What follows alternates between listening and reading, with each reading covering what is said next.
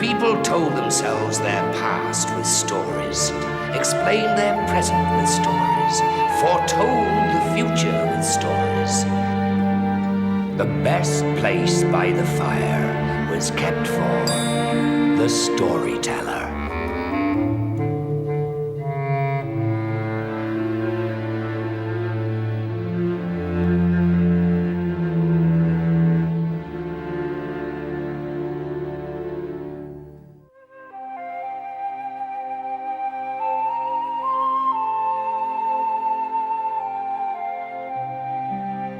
Story. Imagine a cold night and a dark night.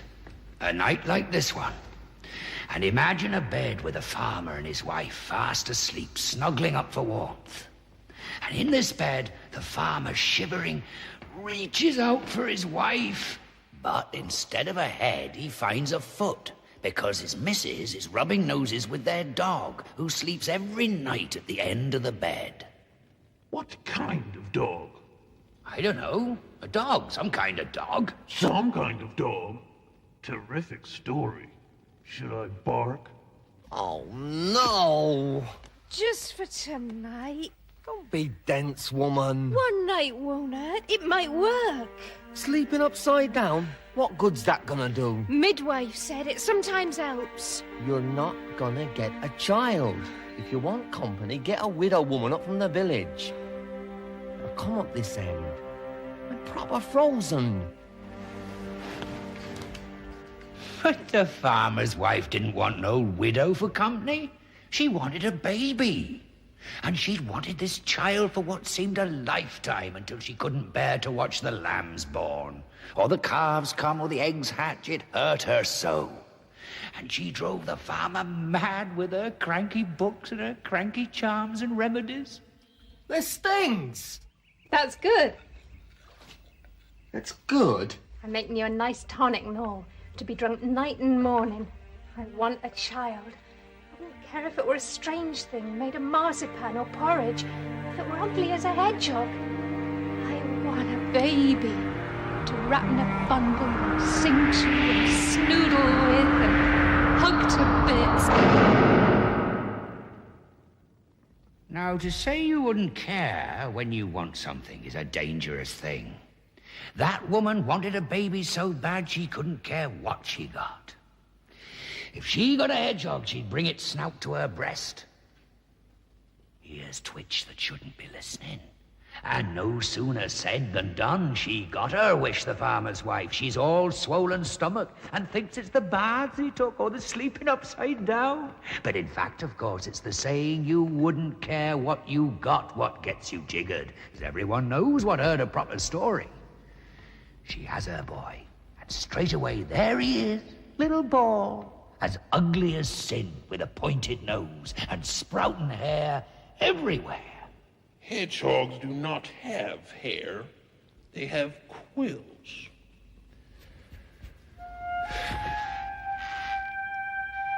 But this hedgehog baby had quills as soft as feathers, and his mother held him to her breast and wrapped him in a bundle and snoodled him and hugged him to bits. And she gave him the name Hans. Hans, my hedgehog, she called him.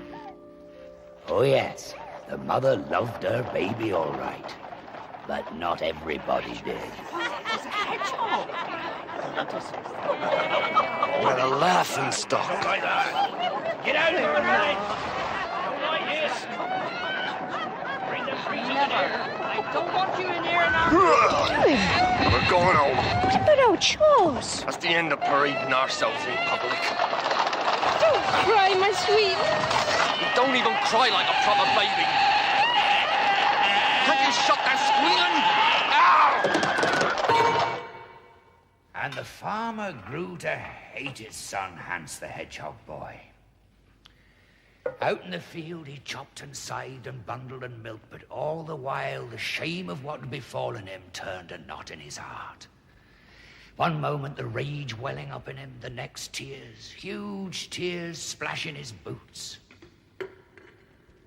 And time passed by, day following day, week chasing week, and the Hedgehog boy grew up. Hey, beastie! You, critter chub! Oi, triple back! Hog heads! Grubble hog! Grubble hog! And Hans my Hedgehog learned he was strange, and he learned he was ugly, and he learned to be sad, and he learned the name that was given him.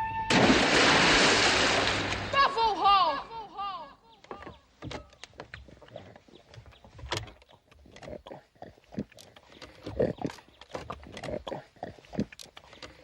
That's enough!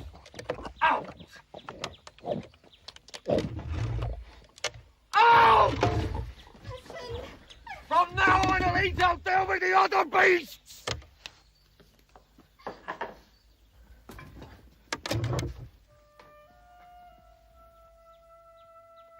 Hans! Hans!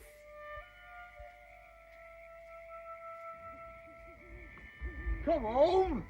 Hans heard them, but he wouldn't answer. He lay there all night, his rooster for company, and thought until he thought a hole in the ground. And his mother couldn't sleep, and his father wandered the dark hours, a great needle in his heart. In the morning, weary, the farmer returned. By the step, asleep, was his son, the grovel hog. I've trudged all night for you. You'll not eat for a week off my food. Father, I want you to do some things for me. You what? I want you to go to the village and have me a saddle made for my rooster so I can ride him. And I want some of your sheep and some hens and some pigs. Oh, do you now, fancy fine? I know which ones I'd like, and they will be happy to come with me. Come with you? Come with you where? Where I go, which is away, which is to somewhere where I can't hurt anyone and no one can hurt me. And when are you planning this gad to away and somewhere? When I have the saddle. You can't go nowhere! What'd your mother say? Or who dotes on you? Father, all night I lay outdoor to understand why you don't love me. And I've thought until I've thought a hole in the grass. And now it's all right.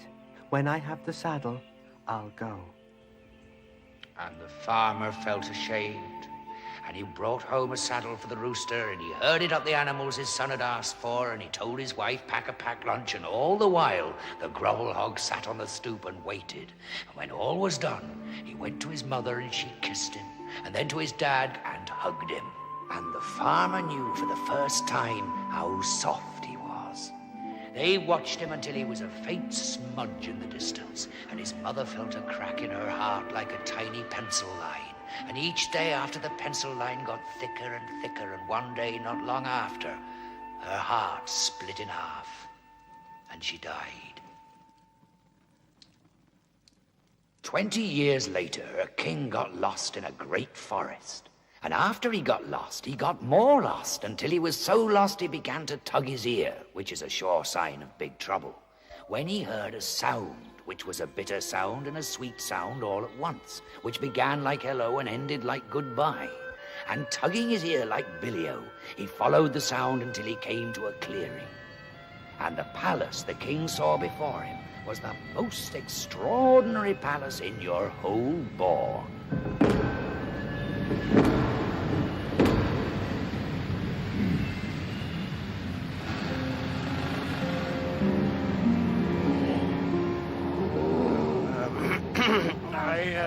I'm very lost, and I'm very hungry. And somewhere back there, a long time ago, I was a king. But now, so lost and so hungry, you wouldn't knock at the beast's house. You are welcome in my house, sir, and at my table. And the king sat at the grovel hog's table and ate of the greenest greens and the sweetest sweets and the juiciest juices. Oh, how very, very kind. And after, his host took up the bagpipes and played old songs which were bitter and sweet all at once and began like hello and ended like goodbye. And before he could think, I'm full now and found, the king was asleep. Well, This king woke up the next morning after a night of the kind of dreams you only dream about. He opened his eyes and almost yanked off his ear because he found himself under a tree which certainly wasn't where he'd fallen asleep. And more confusing, it was a tree from which he could see the edge of his kingdom.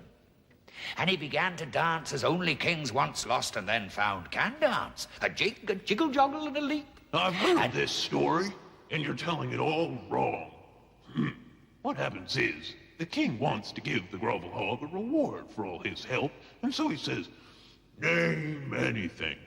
And the hog says, give me the first thing to greet you when you arrive in your kingdom. And the king agrees, because he knows the first thing to greet him will be his faithful flop-eared Wagger, the royal dog. So the king says yes, and the hog says, I'll collect my reward in a year and a day. And off he goes on his ridiculous rooster. But things don't go as he planned, do they? And it's not poor Wagger who gets there first.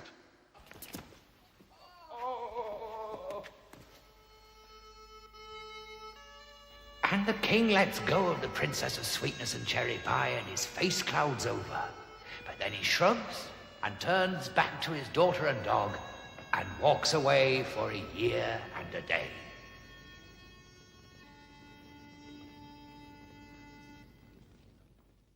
Here we are, dearie-os, in the king's great hall. And lo and behold, a handsome storyteller has been summoned to court to entertain the royal family.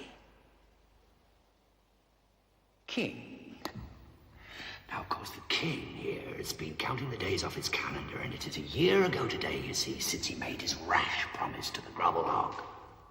And tomorrow, you'll remember, is the day when the Grovel Hog is due to arrive to collect his reward. Princess? I'm very good at this.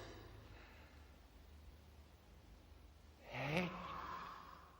Get rid of him! Fool, idiot! Throw him in the dungeon! Feed him inch by inch to my royal Charlotte! What they won't eat, give to his dog! No! Help! No! No! Put me down! Put me down! Your Majesty, a huge army appears at the gate. Oh, does it? Not men, but animals, sire. Told you. Sire? I heard you! Let them in! Give a fella some space, I want to hear this. Do you remember me? I do. A year and a day have passed since last we met. Will you keep your promise to me? I will! He will?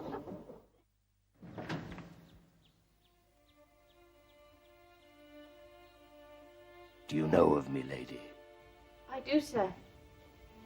You saved my father, and he owes you his life.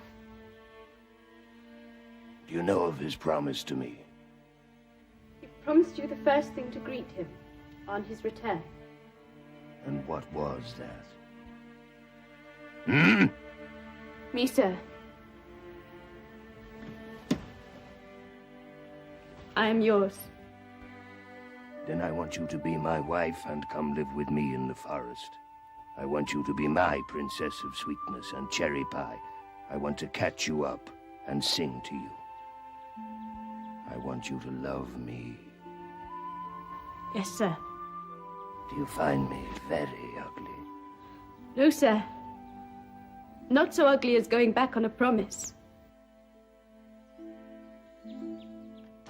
Come on, shift yourselves. There's a royal wedding. You're all to be pardoned. I don't know why, I'm sure. Well, come on. I don't know about wedding. Up there, it's more like a funeral. Good.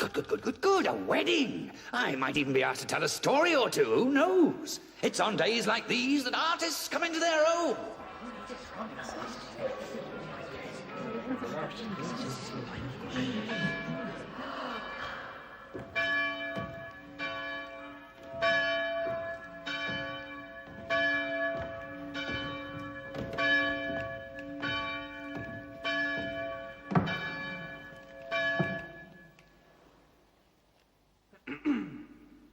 Gathered here today.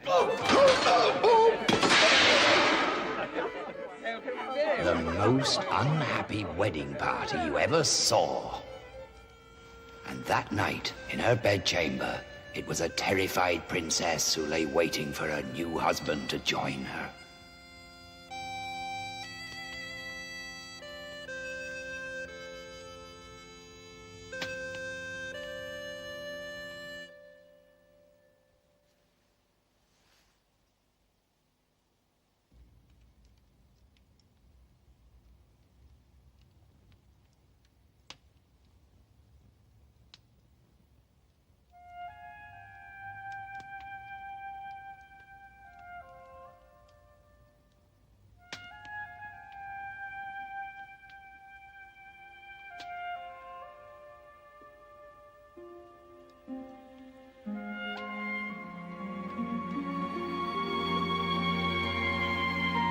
Lying there, half sweetness, half cherry pie, the princess could hardly credit what she'd seen.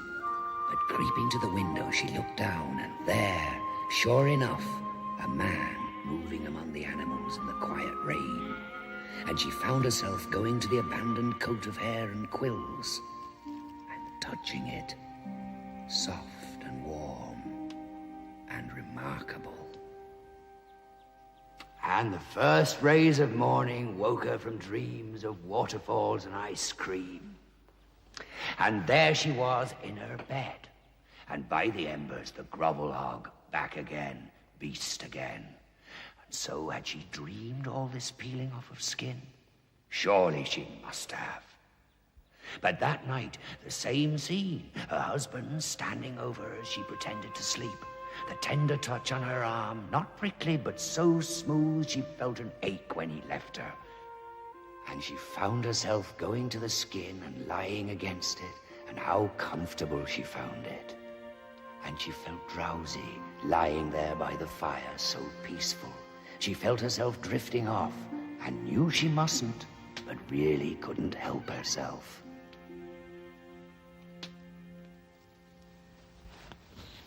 Sir, I woke and you had gone, and left behind you your coat of quills. Which would you have for husband? The man or the creature? I have a husband, sir, and he is what he is. No more and no less. Then forgive him, madam, if he returns to his skin. For I am enchanted and cannot leave it. But if you say nothing of this for a third night, then loyal love will break the spell forever. I promise. But we all know about promises, don't we? And secrets. What use are they when no one knows about them? When they twist and turn and tickle in our stomachs, when they're tickly little fish wriggling into our conversations. Now, you see, the princess had a mother, and mothers have this way of catching secret fish and promise fish. They eye us with wise eyes, and all our rivers are glass to them. Just so with the queen, who that morning at breakfast sees a daughter skip to the table. Eat, when for days no appetite. Hungry? Laugh, when for days no laughter. Sleep well? Yes, thank you. Not troubled by the creature? No, Mother. And please don't speak of him as a creature. Listen, daughter. Last night, your father and I went to a wise woman and told of your tragedy. And she knows of these creatures, these grovel hogs, and knows the remedy. He is enchanted, you see. I know. Oh? I mean, I knew that he must be, something like that. Yes, I see. He's enchanted. He's told you, hasn't he? No, really, he hasn't. I just knew he must be. And, does he take off his skin? No, he doesn't.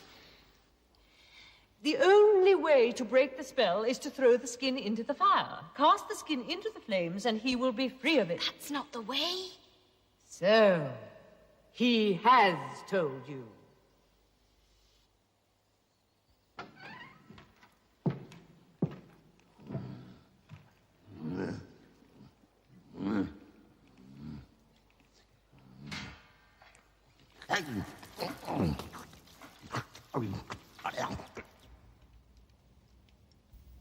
That night, the third, when everything happens as before, the princess is haunted by her mother's advice.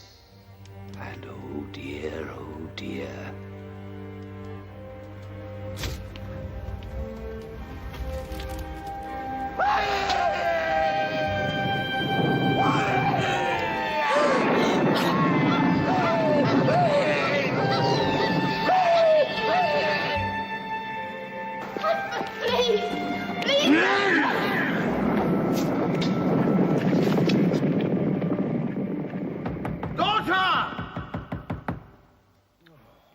And there she sat, the princess of sweetness and cherry pie, weeping into the fire, and she would let no one see her, not even me, and I was her favorite.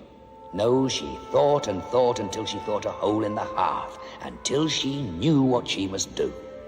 She went to the blacksmith and got from him a pair of iron shoes, and that night, when all slept, she slipped out of the palace and set off to wander the world in search of her husband. She walked and walked until she wore out the first pair of shoes, and still no one had set eyes on the grovel hog. And she got a second pair of shoes and began again, never stopping, always hoping. And the second pair of shoes wore out, and still she walked, always looking, always hoping to hear a music both bitter and sweet, beginning in hello and ending in goodbye, but nothing. Till one day, weary and wretched, she came to a stream and lay down by it, and saw in the water's mirror her hair was now quite white, and she sorrowed for her red hair and her husband, both lost forever.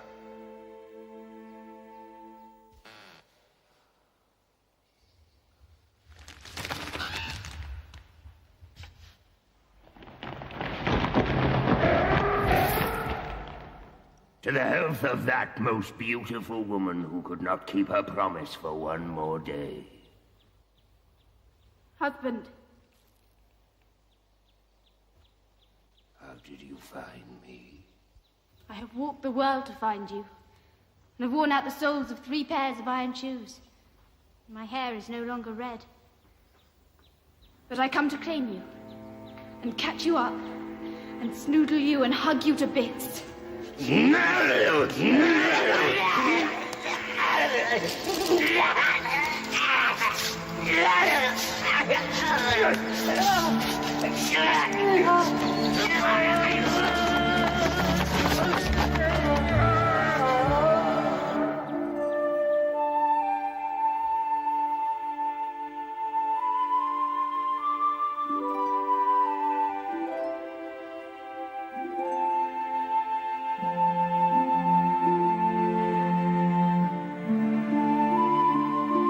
So the princess who could not keep her promise won back her husband through looking without hope of finding and holding on for dear life. And in time her hair grew red again, and there was another wedding all over. And we were both invited. And I told the best story there is to tell, a story which begins in hello and ends in goodbye. And for a gift, she gave me a shoe worn to nothing. Here it is.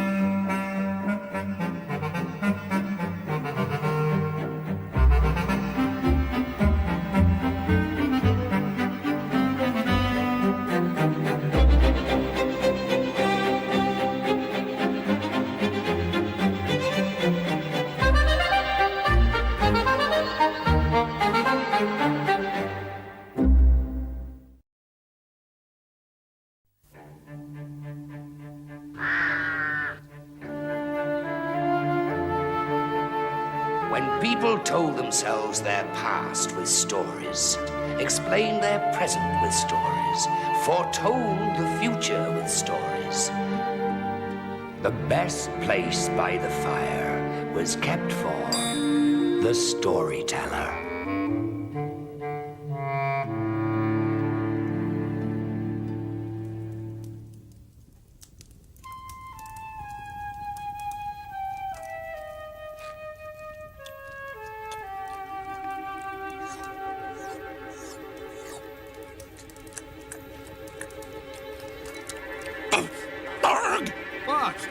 the matter? I don't want you to even look at it or say its name, but there is a huge, and when I say huge, I mean bigger than huge. I mean huge, enormous. And this is no laughing matter. I'm talking about a thing beginning with S and with several revolting black... What you going on about? You don't mean this little spider. Hey, come back. Have you killed it? Yes. Promise? Promise. I popped it between my fingers. Come and see. It's quite a mess. Ugh. Good. Yuck. They're foul. They don't even know the meaning of the word bone. What a noodle you are. Frightened of a little thing. You're frightened of rats. Everyone's frightened of rats. They're rattish. It's normal. Why? You seen a rat? You're shuddering. So you? Mm-hmm. Now it's getting dark. Don't like the dark either. Come here and bark a bit.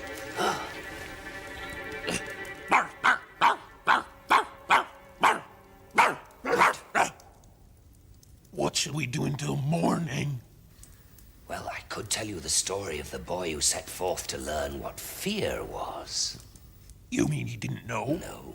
He wasn't frightened of rats or bats or cats or things beginning with S? No, a rare boy. The second son of the second cousin of my second wife's second niece, who died and left her husband, a tailor, 2 sons. The one good, the other good for nothing. And he was called Fearnot.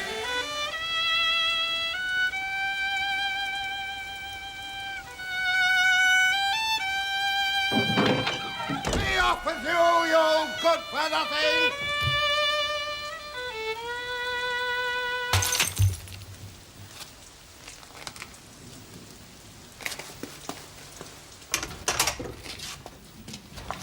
What time do you call this? Don't know, Dad. What time do you call it? Lord, give me patience. Well, have you got the buttons? What buttons? The buttons I sent you out for. Do you know, Dad, I completely forgot them buttons. Tell the truth, I stood and played under my sweetheart's window. Oh, she's a lovely. Did you hear that? He forgot. Never fear. I'll go back. And forget again? No. You go, son. I'll go in the morning. The morning's no use. Go now. I would, but the dark comes and I don't like the forest. It's all shadows. There's trolls in there and dragons. Let me go. I don't mind shadows. I never saw a dragon. Be off with you then. What are you going for? Don't tell me to see dragons. No, ogres. Buttons! Buttons. So off goes Fearnot to fetch buttons, but the village bullies watch him, his skip and his gormless grin. He's right for ragging. Oh yes, they'll fetch him a fearful fright.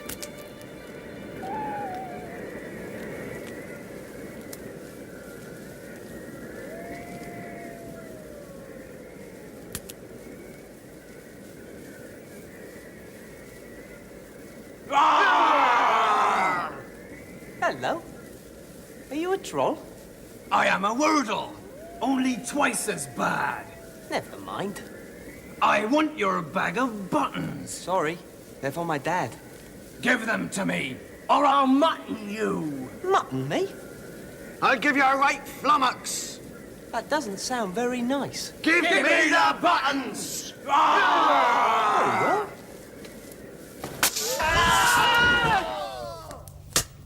And back he goes, our boy, to his dad's house, full of tales of a wordle, only twice as bad. I'm sorry about the buttons. And did you know a wordle has 3 voices? And the father sets him outside with 40 shillings in a purse and tells him to go off and learn something.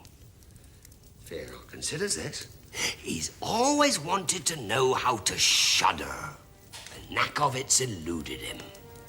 He'll set forth to learn what fear is, with nothing to guide him but a bag of shillings, a fiddle, and a fool's errand. Good day, young man. Now, isn't this a lucky meeting? Good day, sir. I can tell by the gleam in your eye you have a sweetheart. I do, sir. And what's her name?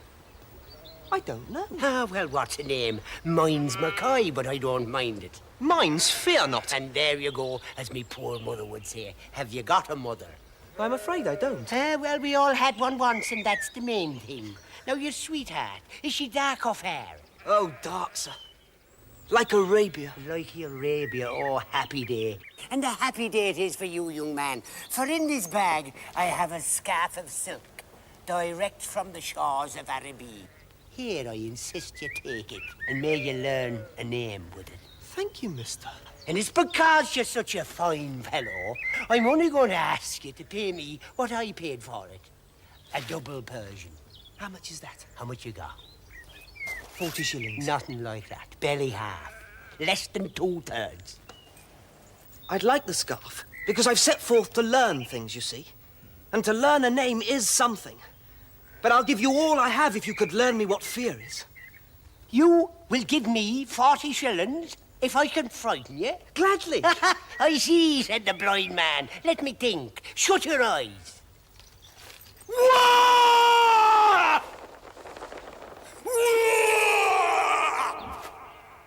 Is something the matter? No, just give me a minute.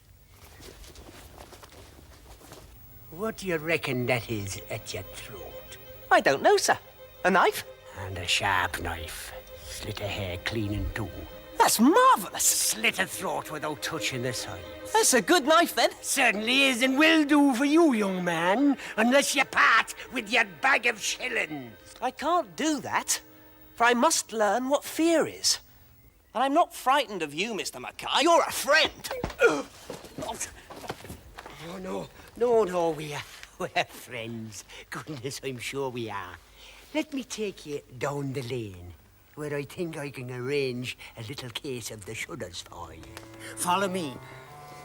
Where do we go? To a pond, by a hedge, by a field, by a mill, by a town. And in that pond is a fearful sight. So fearful. Think what fearful is. And add 10. And shall I shudder? No question. If you survive. And off they went a most fanciful peregrination, until they came to a pond, by a hedge, by a field, by a mill, by a town. And as they arrived with day ending, they saw folk rushing from the mill, still dusted with flour, and would not stop to swap words, but shouted, "Be clear before dark falls! Beware the pond!" and other such unwelcomes. Here. Is this where I learn to shudder, Mr. Mackay? The trick is, you must plunge into the pond, and fear will swim up to greet you. Splendid. Ah, it's a treat. Will you join me? No, thanks. I must retire and get us beds for the night. You must sleep after a good fright. Good luck. Thank you. Now, this green pond is not all welcome, cool, and water lilies. Deep in its green deep is a terrible thing, and it peers up through the green and sees a pair of feet. It's a man. Oh dear, oh dear. So there he is, our man Fearnot, dangling his feet in the pond, waiting to shudder, wondering how, when all of a sudden, and who would believe it, the water begins to gather and froth and swirl. And below me, if a ring of sad beauties don't appear, eyes closed and melancholy. These are the sisters of the deep, and their dance is a welcome to drowning. Come in, they seem to say. And Fearnot looks on, enchanted by their loveliness. Then he does what he always does when this mood takes him.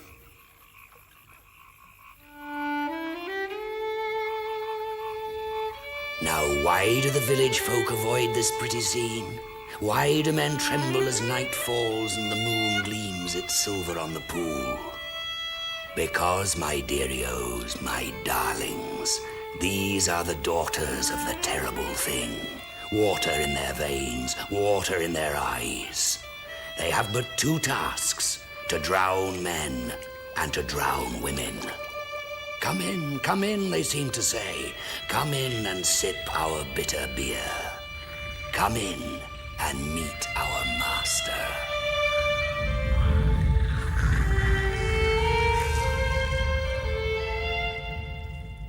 Do you know who I am? I don't think so. You're not a wordle, some sort of terrible thing. Exactly.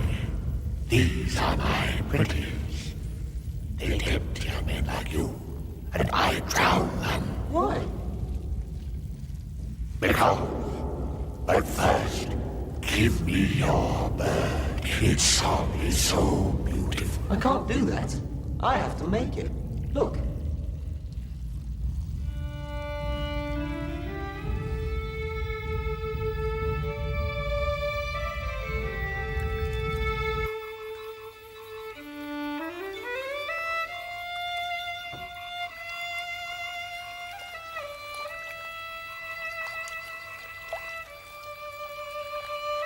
Where does the singing come from? It holds. Let me try. Ah, horrid. You must learn to play. But your bird, where does its song come from? The song? Oh, far away. Ireland. Which direction? Over there. Many lefts and many rights. Ireland. I'll go there. That way, you say? That's it. Make it sing some more, and then I'll go.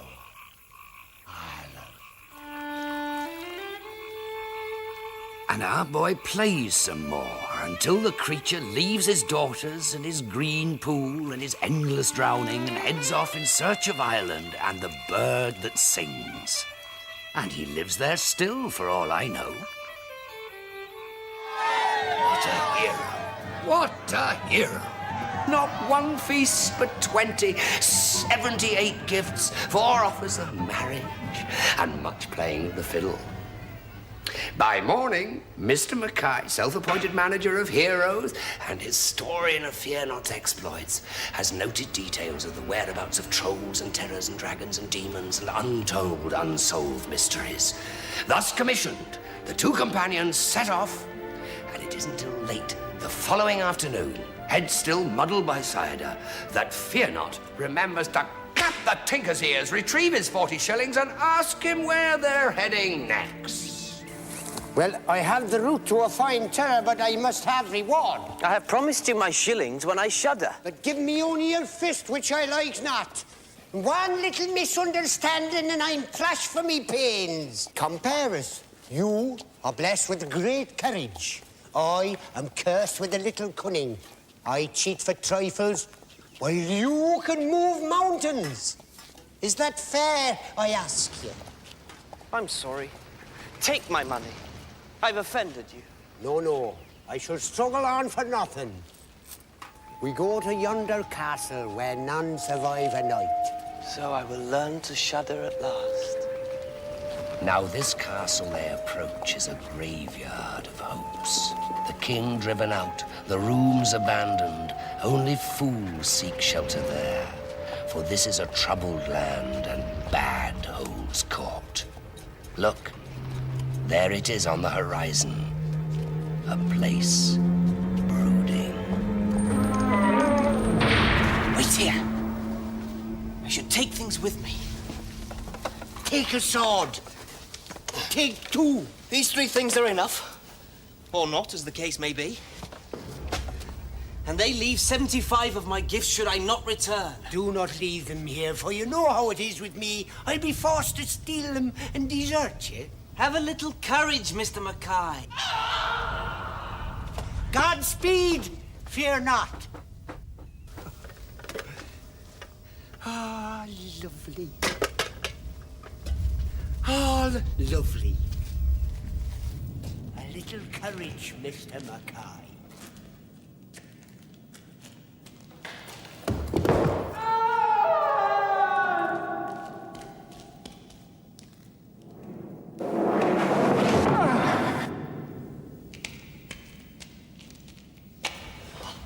Hello, there's only half here. Where's the rest of me?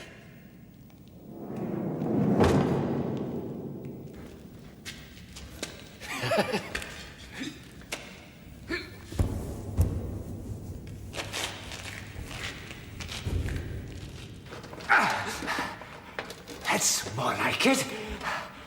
Now, how about a game? Why not? I have all night. Yes, all night!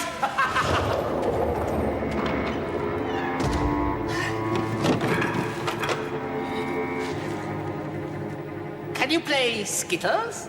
I'll try. You try. He better have.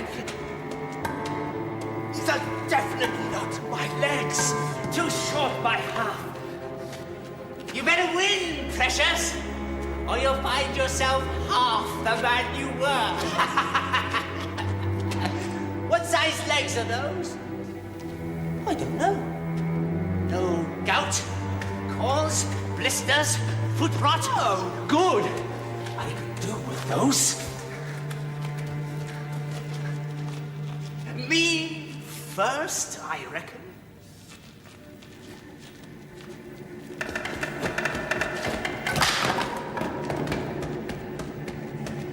Eight!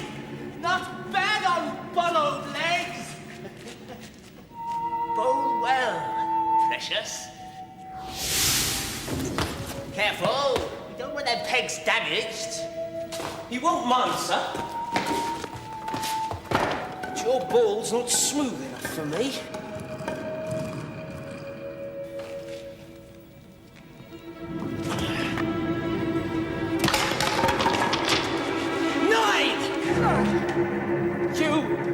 Cheated! No, sir.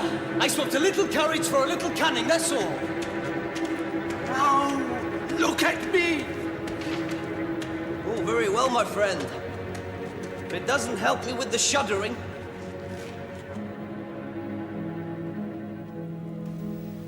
Lovely. Ah, lovely.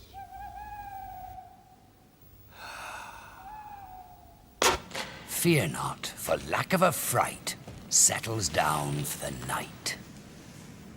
But what's this? Mr. Mackay? Oh, mister. Is it all up with you? So cold. You were my first and only friend. My friend, and now so cold. Let me warm you a little. That's better. See? Have I not warned you?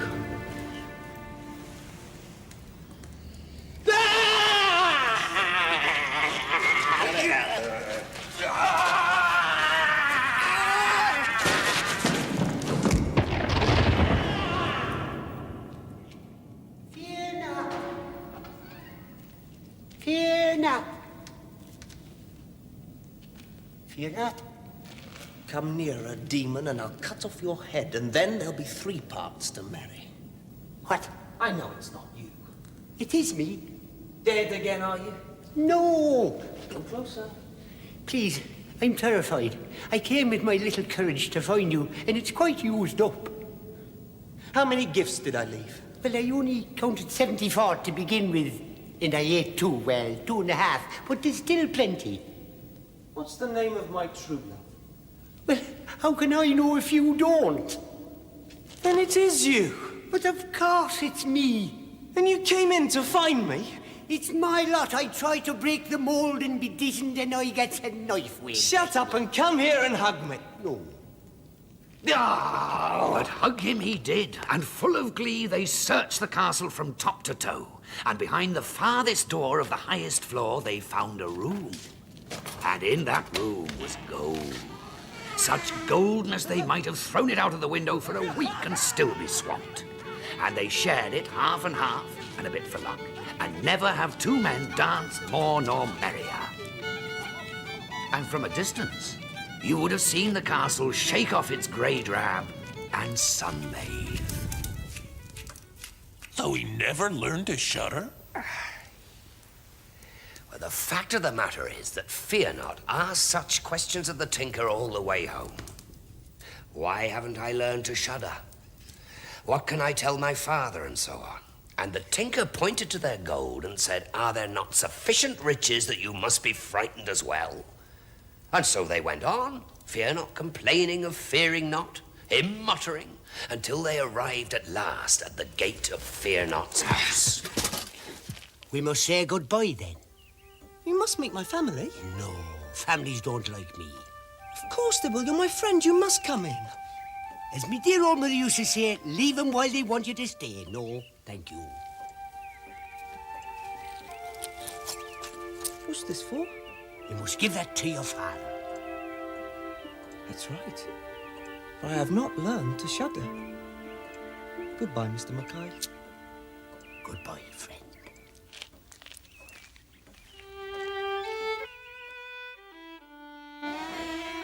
It's you, at last! Come quick, come quick! She swoons since you've gone. Nothing will revive her.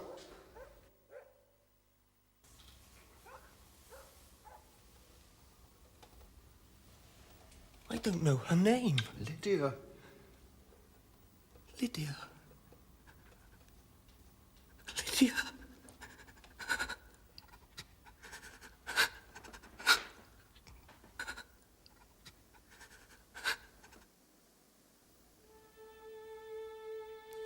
Look.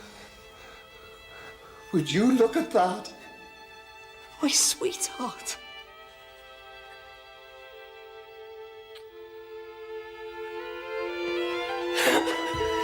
What's happening? Lydia, you've done it. Tell me what. You taught me. I've been so far, so long, and all it needed was the thought of losing you to teach me what fear was. I shuddered. I shuddered. I shuddered!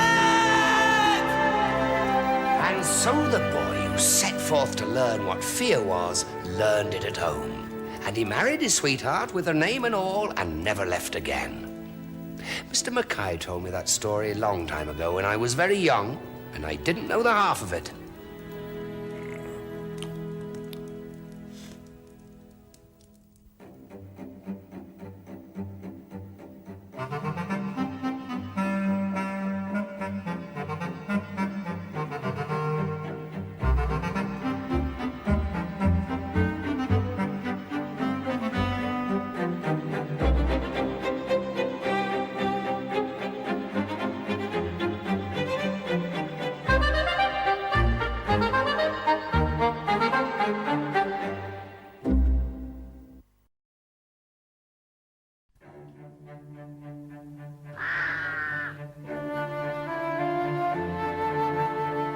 When people told themselves their past with stories, explained their present with stories, foretold the future with stories, the best place by the fire was kept for the storyteller.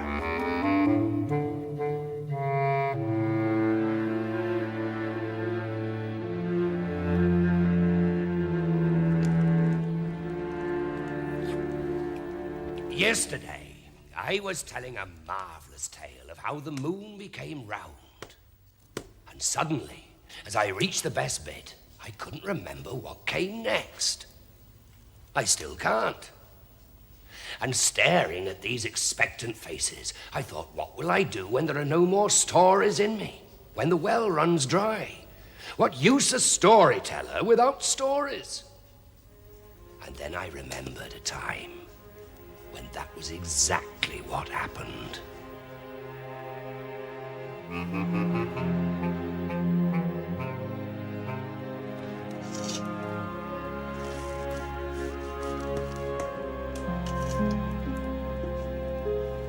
Yes, yesterday I forgot a story. And that is why I went straight out and gave my supper to a beggar. Our supper. Now, of course, this will strike fools as foolish and wise men as wise. A fool eats his last potato, a wise man plants it. Apart from which, everyone knows beggars are never what they seem. You didn't plant a potato. You gave away our supper. What was he if he wasn't a beggar? He was definitely a beggar. There was a time, you see, when I myself was forced to beg. A bad time, a bitter cold, when a great hunger was on the land, and only the rich had bellies. And I wandered starving and wretched and without a home. Until one morning I found myself in a new kingdom, in sight of a palace and in smell of a kitchen, drawn there by the sweet aroma of roasting. And just about to knock was I when... Oh, get out! And stay out of my kitchen! Good day to you. I boil men for wasting my time. Oh, I'm sure that's right. Good policy. Do you have any spare water? What? Oh, just a drop will do. I have a good stone here. And with a little water, we'll make some soup for my friend and me. Stone soup? Delicious. I'm not a fool. You can't make soup out of a stone. Here's your water. There's your fire. Now let's see this marvellous soup. Thank you, thank you.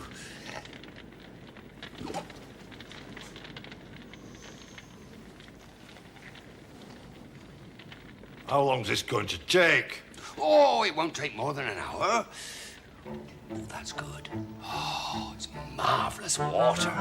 And our friend the cook stands over me for an hour while I consider my soup a simple stone in bubbling water.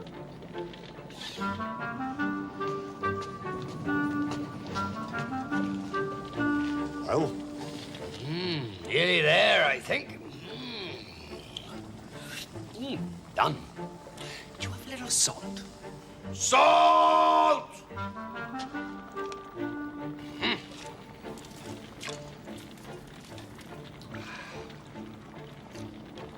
Almost perfect.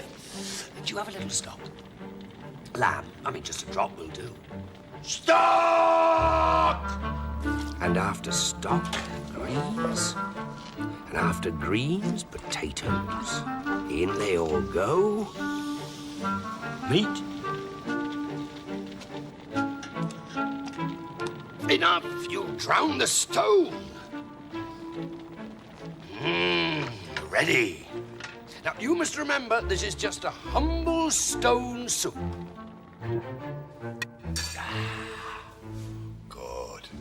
Very good. Soup from a stone. Keep it. My gift. Thank you.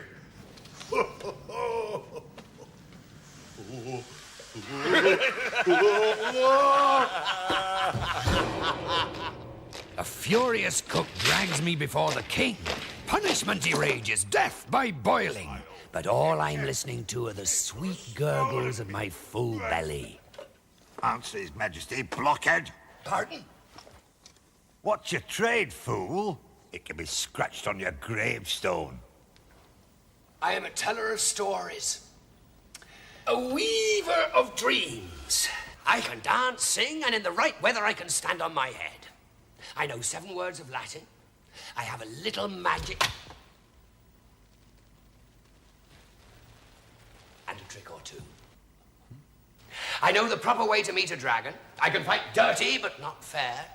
I once swallowed 30 oysters in a minute. I am not domestic. I am a luxury. And in that sense, necessary.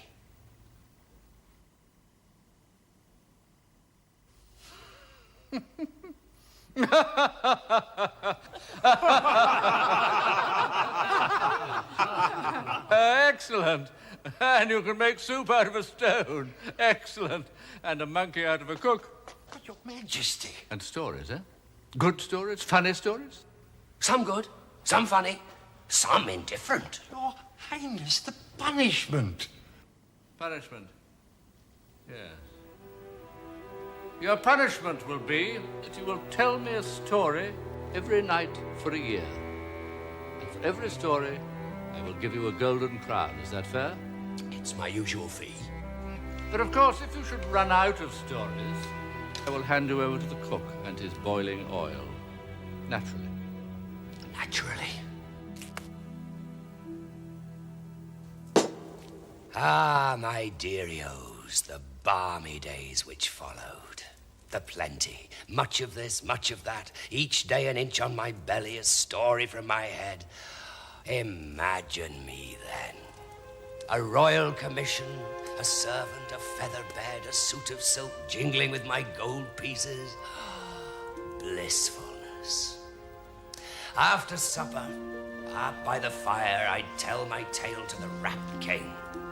And he never fell asleep. What more could an artist want? Food to eat, money to spend, and his audience awake. Each night a tick on the golden calendar and a snuggle with my new wife. That wife, And the year passed, and the final day came, my last of sweet punishment. I wake up full to the brim with life. My wife all softness in our bed, the coins spilling over. And blow me, I can't think of a story. In a twink, I'm up and pacing the gardens, that old crocodile fear leading me a merry dance. But oh dear, my mind is a terrible blank. Oil, it says. The oil is on the boil. Husband, we have a visitor. So I see. You don't remember me? We shared your stone soup. Right. Is something wrong? No! No! Is there anything we can do for you? Is it food you're after or money? Oh, no, sir. I have both about me. As it happens, I have 364 gold pieces. Aye, and I come to wager them against yours. My husband, sir, is a devil with the dice. Yes, of course I am, but I can't be winning money. I'm playing for higher stakes. Must find a story before nightfall, else I shall... I know, I shouldn't have, but the gold sparkled. I should have said no, but the gold glittered. The morning frittered away my fortune with it. Well, that's it. I have no story and I have no money. Play on. With what? Your wife. Your wife against my winnings. Never. No, go on, play. I'm sure you'll win. I'll not. I'll not give you up. I may forget stories. I may lose my fortune. I may boil, but I'll not lose you. Play. You must surely win. 'Tis not my will. 2. What's this? He is now my husband, sir, and I needs must love him. Then I am broken. You will not play again? With what? There is nothing more. I stake everything now. Wife, everything. Against your own self. 3rd time lucky. Stake myself? Why not? You have it already anyway.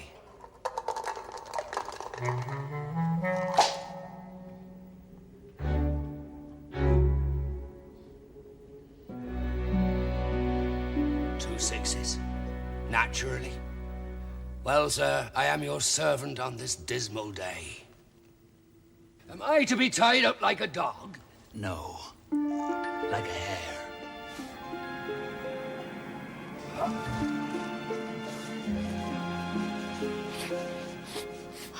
clever! Help! Help! I'm shouting! And no noise comes out. Only a squeal only! Darling wife, help me! Now, it's no good struggling. You can't get away, you naughty boy. I'll get away. Do you like our games? No, I don't. Loving every minute. Good. Because I have better sport in store. But not in that shape. I wonder. Don't wonder! Help me! You choose, madam. Can you do anything? Anything. But it must be small for my purposes. A flea? A flea is possible. Nice. I can be popped between the fingers. Thank you. If you itch, you can think of me. And the beggar strides off. Where he carries me, I know not.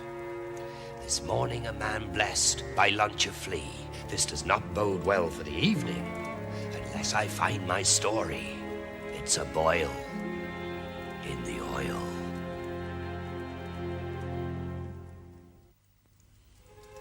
You get a view on life as a flea. Outside it is cold and hungry. Inside the castle it is hot and people eat.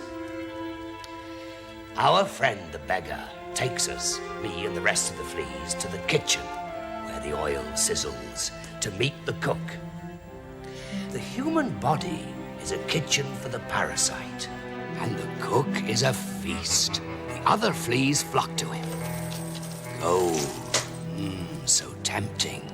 Greed is the cook's itch, and he scratches. What's that? Oh, that's oil boiling. It's for a friend of mine, a buffoon who tells stories. Nothing. A flea. His time will come. Put your straws down here. By all means. Now, you say you can blow away the middle one, but leave the other two where they are. My goal says I can. Emile says I can't. That's cheating. Why? I can do that. Then try.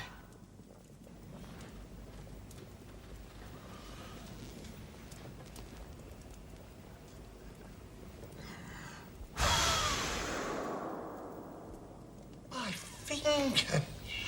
It's not so easy.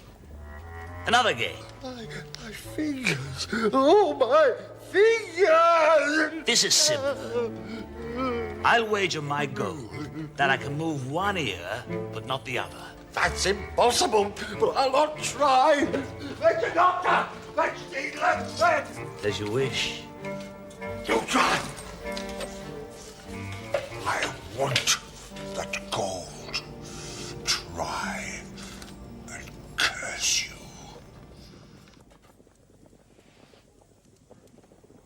That's cheating. He's cheating! No. I said I'd move one ear and not the other, and that is what I've done. You'll not make a fool out of me. I'll do it myself. My ear. Oh, my ear. Oh, my fingers. My ear. Poor chap. What do you mean, poor chap? What about me, poor flea? Poor chap indeed. He only lost a few bits. I lost everything. Terrible state. Sorry. And then, as night draws up its hood and the hour comes when the king expects his story, I find myself carried into the court on the coat of the beggar. Where's my storyteller? Huh? Huh? I want my story. Sire, there's a man outside would entertain you. I don't want entertainers. I loathe entertainers. I want my story, and I want it now. Majesty, allow me to present myself, ragbag that I am. He smells. I am a beggar, sir. It is my business to smell. But I am capable of offense, not simply to the nose. And I can throw a rope in a special way. That's clever. Do something else. Can you do anything else? I can.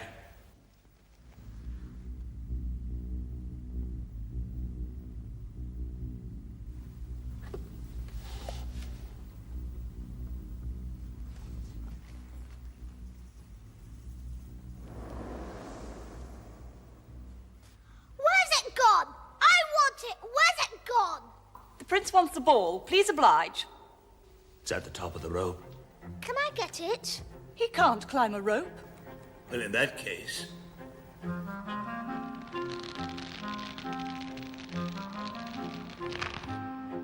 Now he can go up.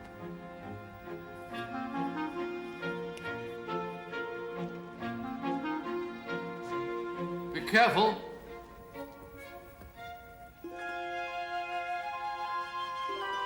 What's he doing up there? Come down. Come down.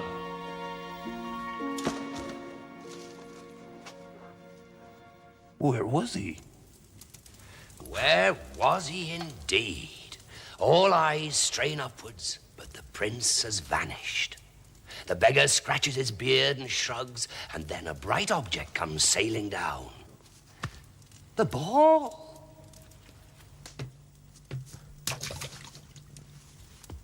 The room is silent. Nothing. Then a babble of muttering and whispering, pointing, glares, and indignation, growls drowned by the terrifying roar of the king. For the oil! Oh no, I'm trying to shout for help, but no one hears me. To go like this, a flea, a nothing, to sizzle. But no, to the oil! To the oil! Here you are, ratbag. Come to the pot, the terrible pot. Come for a boil in the boiling oil. Up and in.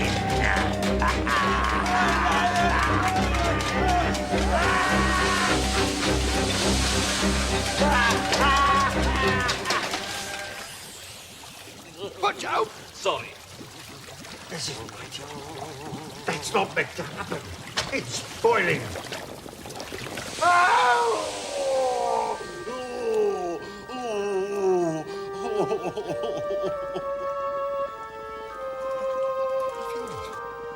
The back. My fingers are back. Ow! My ear. It's back. My ear's back. Where's the ball? One of you does my ball. Give it back. Look! They pondered. And who could blame them? For odds, bods, and strange indeedy, the beggar had quite disappeared. But what about you? Where were you? Where was I indeed? No longer a flea, no longer anything. Here I am above the palace, swirling, an element, nothing more. And then a sudden drop, hurtling down, and the ground rushing up towards me. Oh! I've been dreaming. None of this happened. His Majesty wants his story. Yeah. Wife. Right.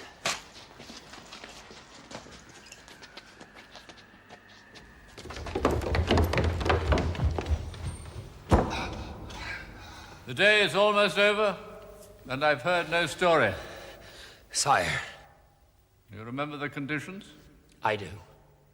Well, do you have a story to tell me or not? He hasn't, sire. The pig. Let me have him. Is there going to be a boil? I have no story, sire. Let me tell you what happened to me today. I woke up. It was the last day of our agreement. My wife lay beside me, the sun streaming in. Never was a man so happy. And then I just couldn't think of a story. Not a single one. So I went out into the gardens, and then things began to go very wrong. And so I began to tell the king of my adventures, of hares and fleas and mysteries, the worst day of my life, my wife's cruelty, the boiling oil. And what a tale it was, my dearies. How the tears coursed down the cheeks of the king, and the cook, and the queen. And when at last I finished, there was a terrible silence. And so, Majesty, I have no story to tell. But that's the best story I ever heard. And me.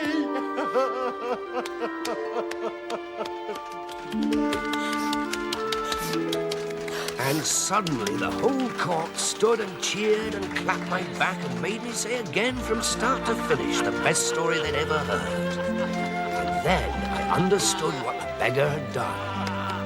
He'd given me a story. When I was a story short, he made me one.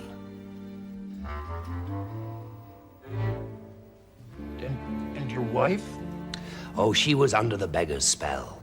Ah, I thought so.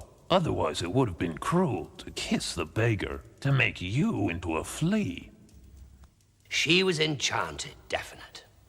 And still is, I suppose. She was so taken by his magic, she set off in search of him. I never saw her to this day. As for the cook, he threw out the pot of oil and kept the stone instead. Whenever a poor unfortunate came a-begging, he would make them the most delicious soup. So that's how a story was lost and then found. And is still told to this day, for the king will hear no other. Only it's changed now. The wife comes back to the storyteller becomes king. You know how it is in stories. She was a lovely red hair. Are you hungry? I've got a bone somewhere.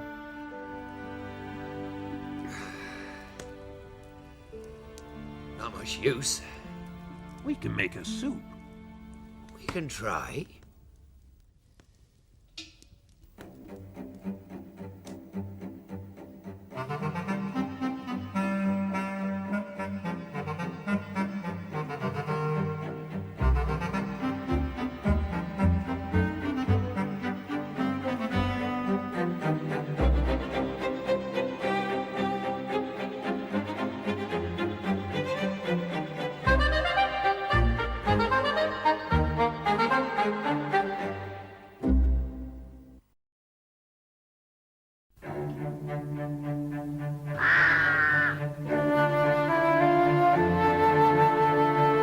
People told themselves their past with stories, explained their present with stories, foretold the future with stories. The best place by the fire was kept for the storyteller.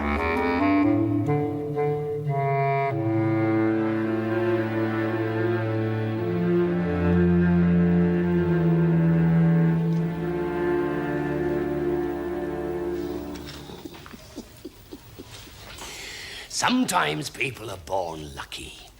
You imagine if they opened their hands, there'd be a little piece of sunshine. A personal piece. It lights them up. Everyone loves these people. They're lit up. Cats sit on their laps. What? It's luck. It's a gift. It's a blessing. And therefore can't be undone. This is also true of prophecies.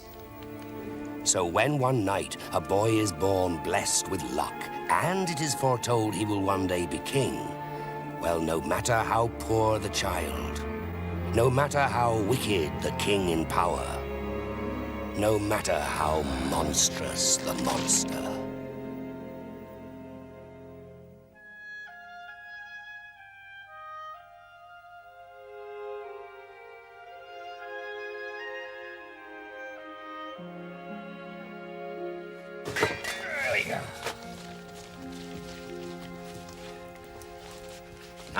not so long ago in the deep north, where it is so cold that just very cold is considered quite warm, two cold hearts rule the land.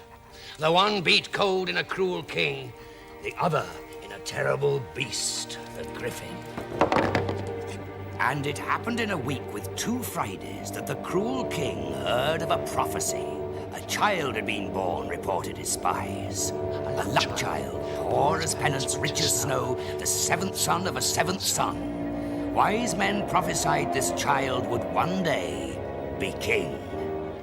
Superstition, Majesty, folklore, said his evil chancellor. Old wives' tales, rubbish.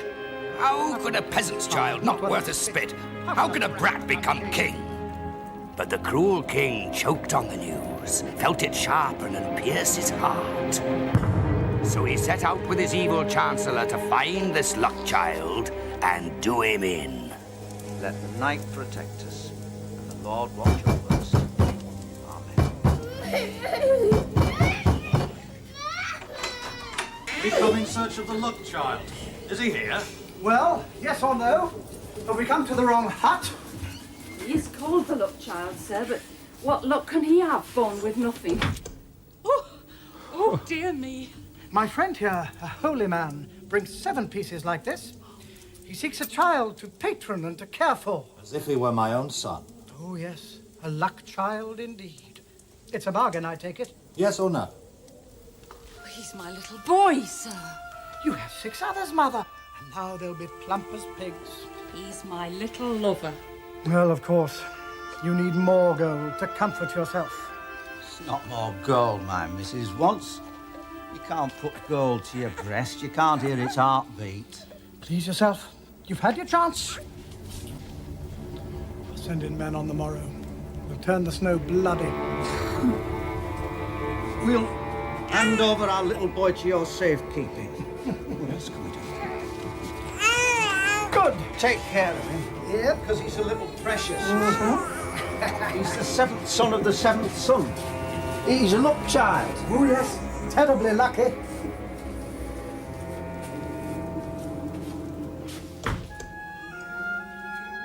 And that was it. They couldn't speak. They couldn't believe it. Their baby was gone.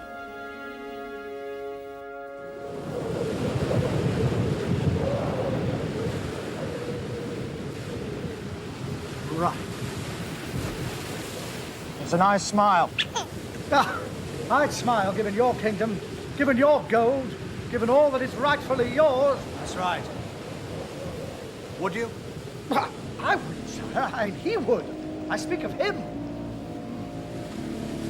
Dreadful drop, as luck would have it. The fall will finish him. All the icy waves. The shock will do him in. I can't look. How far down is it? About... That's it! You go too, sir! Good night! No one shall wear my crown! Terrible. That's a terrible story. What? The baby died. What do you mean, what? Who said the baby died? I didn't. This is a luck child. Oh. No, the baby fell. Plummeting down, dropping into the blackness, the rocks beckoning. Oh, yes, plunged downwards. But the binding catches on a jutting branch and winds round, pulling the baby up short, before letting him down gently onto the shore with a plop. Sand, soft, safe. The evil chancellor fared less well. The sea had him. Then the next morning, the griffin had a feast. As for the cold king, from time to time he felt a little bad, a fleeting bad, but soon he quite forgot what he'd done out of fear of a prophecy. Besides, it's not long and he's got a baby of his own, a little girl. She seeks out the one soft part in his heart and touches it. How he loves his little darling. And years go by, 10, 12, 15, 16, the daughter turns out a lovely. A princess talked of, longed for, and the offers, hundreds. But the king doesn't want her married. Oh, dear me, no, he's not going to lose her in a hurry. Hands off is what the king thinks. Hands off all my lovelies. Oh.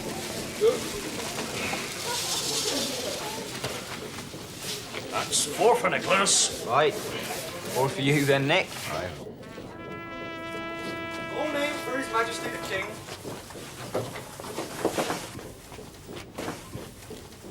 Your Majesty. I'm in your region inspecting harvests. How goes it? Fair, sire. Good. And the records? Show His Majesty the book, son. All entered, sir. Your people sweat for each ear of wheat and each cob of corn.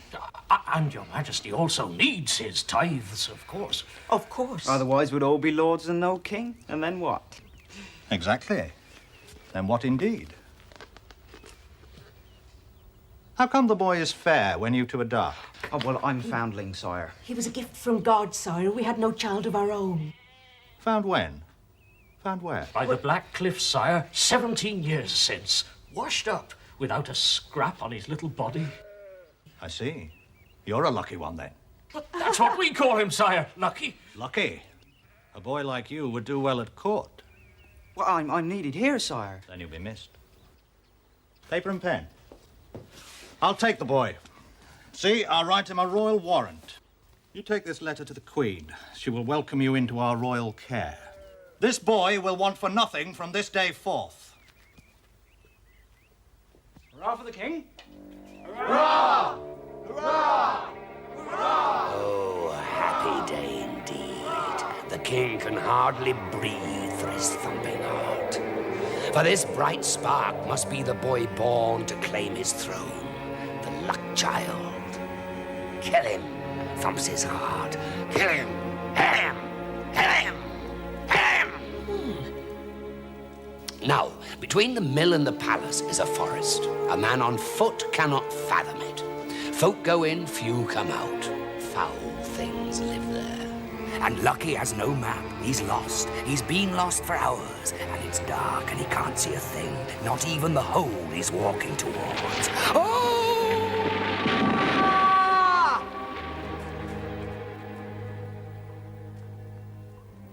Where am I?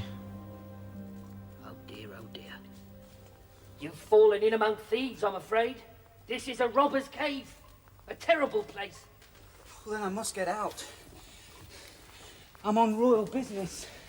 See, I have a letter from the king. Oh, see? Oh dear. But the problem is when my sisters get back. They're wild. Very violent. Oh dear. Now, are you hungry? Can I climb out? Dear me, no. You'd better eat something while I think of what to do with you. I'm a cook. Well, the cook.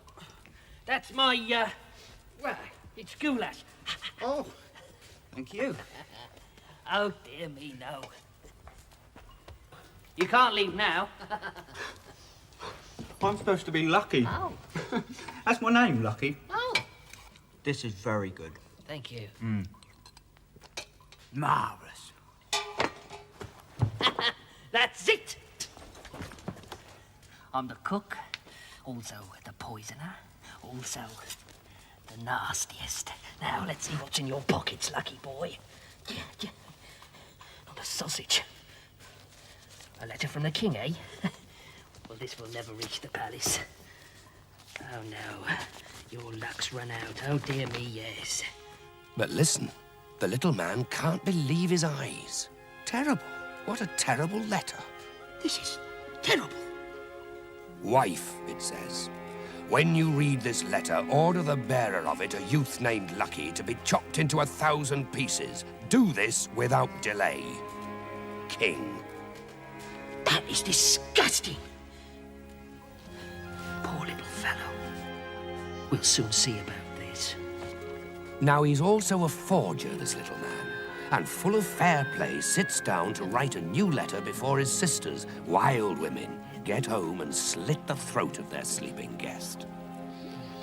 And so it was the next morning, the luck child wakes refreshed and restored, with the castle straight ahead of him. Very odd, he thinks, but off he sets without more ado. I have a letter from His Majesty, he cries at the drawbridge. A letter from His Majesty at the entrance to the court. In he goes to find the Queen sitting with her daughter.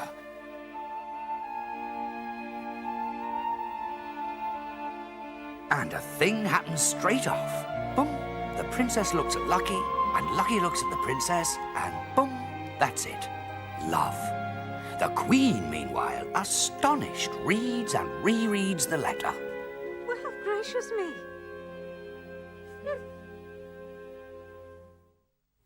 A boo to the king.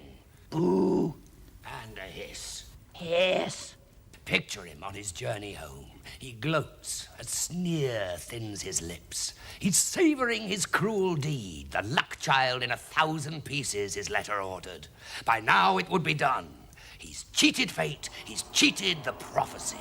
A mile from the palace he hears bells, and more bells. And then looking up to the battlements, the wicked king sees something. He can't believe it. How? How? How? He howled, but no one could hear him. How? You ordered it. Marriage, your letter said, on pain of death. I ordered him to be chopped into 1,000 pieces. I have the letter. 1,000 pieces, it said. I have savoured them the long journey home. Look. He seems a lovely boy. Look, they're so happy. I thought you'd been to a fortune teller. The luck child will one day be king. Father, we're so happy. Thank you. Your Majesty, forgive me. I'd thought you a cruel tyrant, a blight on the poor. But now you make me, the humble peasant, your son and heir, and the happiest husband there ever was. And the golden feather. Beg pardon? The golden feather from the griffin. Do you have it? No, sire. Then you must fetch it. Was it not understood that my daughter could not marry without it? Father, that's impossible. Why? Because the griffin is a monster. It eats people. Yes, it won't be easy. But then not every man is fit to marry my daughter. Very well. No. Don't worry, I'll come back. No, no one has ever come back. She's right, I'm afraid. We'll see. And so he sets off, the luck child. To the griffin, he tells himself, to the griffin. It becomes a direction when he has none, a distance when he knows none. He strides on. With each mile, the land gets poorer. Green gives way to dust, the black deserts of the griffin. On and on he trudges until one day he comes to a lake in which no fish swim. Hey, ferryman! Will you take me across? I go across forward and back ceaselessly with you or without you. Well, then I'll join you. As you like.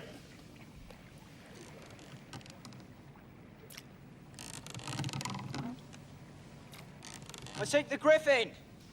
Yes. Am I near? Over there. What are those lights on the shore? Jewels, riches. No one brings them back.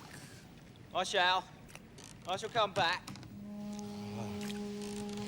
If you do, perhaps you may discover why I must continue this weary way back and forth without ending. I'm weary and sick to the soul. I'll remember. Each one who came, the same tale. The griffin please, for love, for justice, for fame, for fortune. But always in the end, for the griffin supper. Always in the end, terrible cries, splintering bones, the suck, suck, suck of juices. What's there? Oh, dear, oh dear. What are you doing here? What about your sisters? Oh, they're here too. Huh? Where? Hard to be absolutely certain. What happened? But the griffin flew by the cave. He was hungry. Well, luckily my cooking saved me. But listen, you must hide, dear boy. He'll be here soon. I need a feather from his back, the golden one. This gold feather? Thank God if you walk out of here in a single portion. Forget the gold feather. But I made a solemn promise to me wife. You did? Oh dear, oh dear, oh dear. And I must also find out when the ferryman can cease his ceaseless crossing. Hide under the table and I'll do what I can. Dear friend. Well... Quick, quick!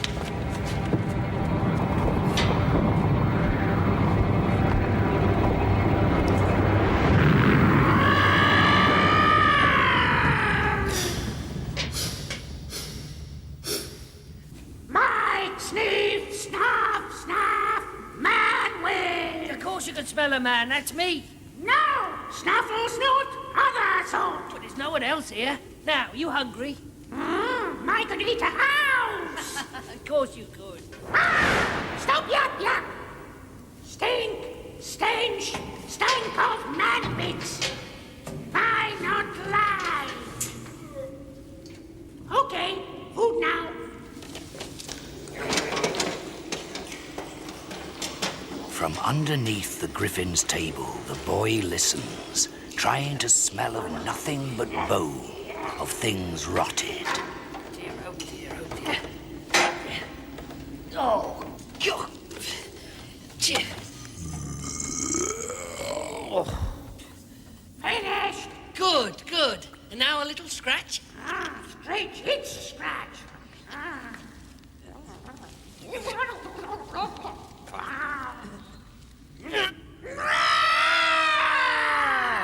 That was witch wouch. I know. I'm clumsy. I scratched too hard. I should stop. Now it's screech scratch. Right.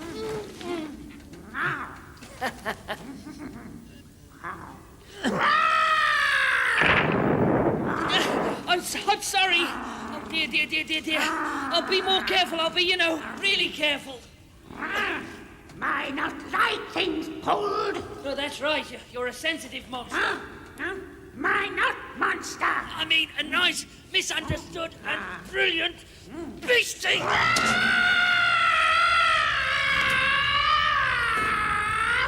My bird! My misunderstood bird! My not beastie! Of course you are. A bird. A very nice bird. Well, I should go back to where I came from, to that dark, horrid cave. Serve me right. No! Don't try and stop me. I'll tell that old ferryman to row me across. Yes, he's outside now, I expect, waiting for a passenger. Poor old fella. I wonder why he's always there. Why can't he leave? His can't do worse than stay the same. Lest someone take pole, then someone cuss the same way as him. Simple. So if someone took his pole, they'd have to row and he'd be free? So simple. I should go and tell a poor fella. I should take over. Really, I should go now and take over. No. My like goulash and eat screech scratch. Then you go to sleep now. Busy day ahead, eating people and wreaking havoc. Snoozy woozy now. That's it. Snoozy woozy.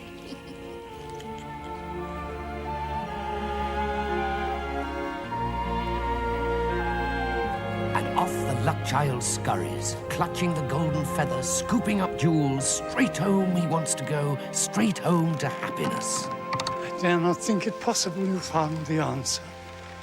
But then you did come back. No one has ever come back. Well, I have come back, and I have the answer.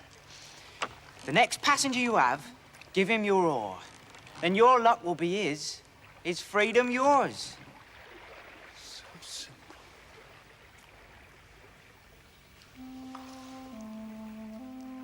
So simple. And for the first time in years, centuries, hope fires the ferryman. A smile is forming in his mind, a tiny smile growing, getting ready to be born.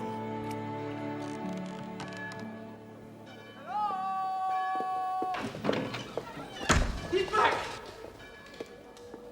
And he's got the golden feather. I've come back.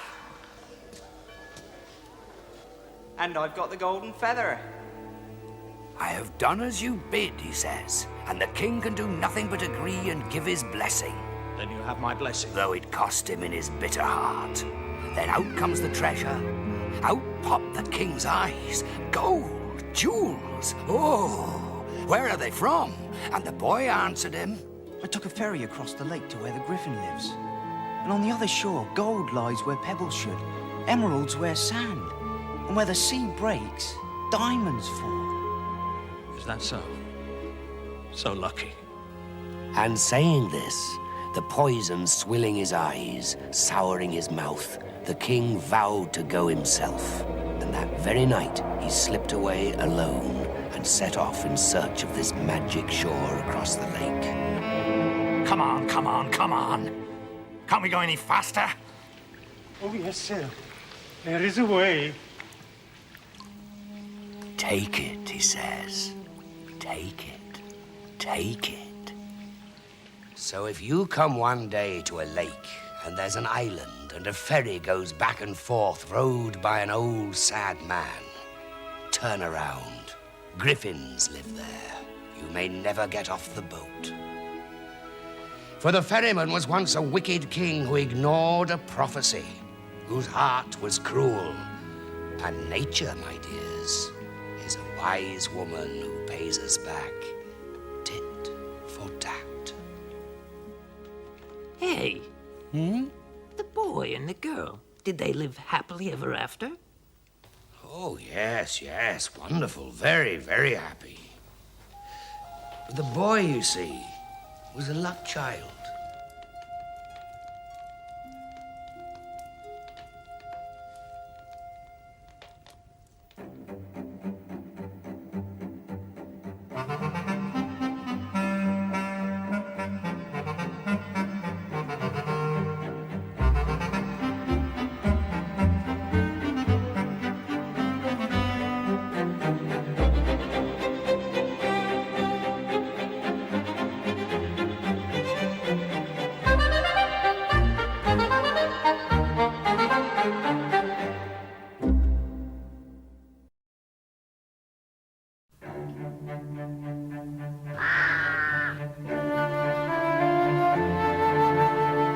When people told themselves their past with stories, explained their present with stories, foretold the future with stories, the best place by the fire was kept for the storyteller.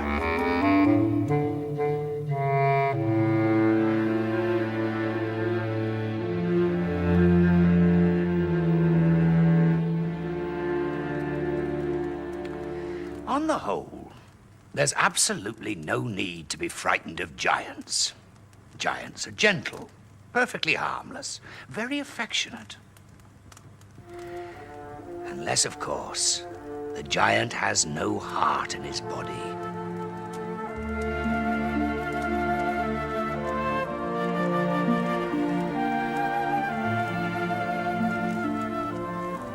Think of all kinds of unpleasant things and add giant to them.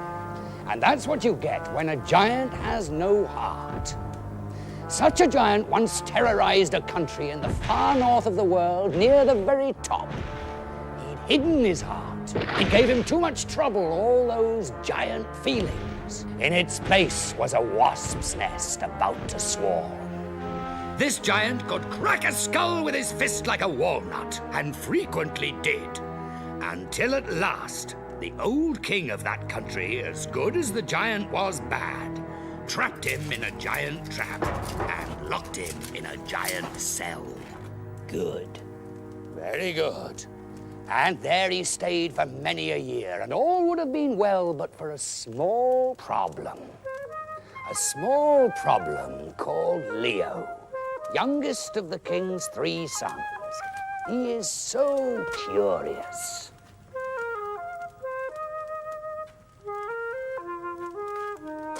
Now there's a dark place he's forbidden to visit. His brothers tell him a giant lives there with no heart. But he doesn't believe it. I don't believe it. Hello? Hello down there?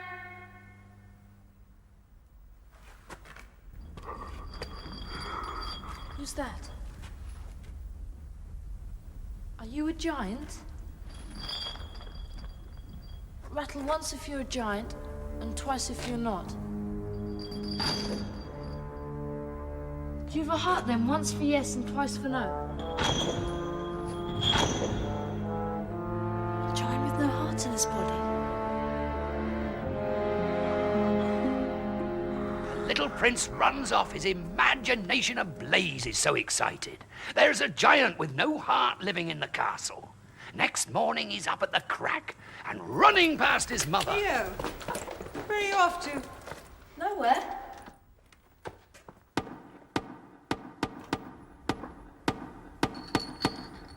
Can you hear me? Yes. Why are you down there? Because long ago I did some bad things. This is my punishment. I've been here for years and years. Unless I'm let out soon, I will surely die. Oh, don't worry, I'll go and tell my father. No, don't tell anybody, please. Would you like to be my friend? Yes, please. Good. Good.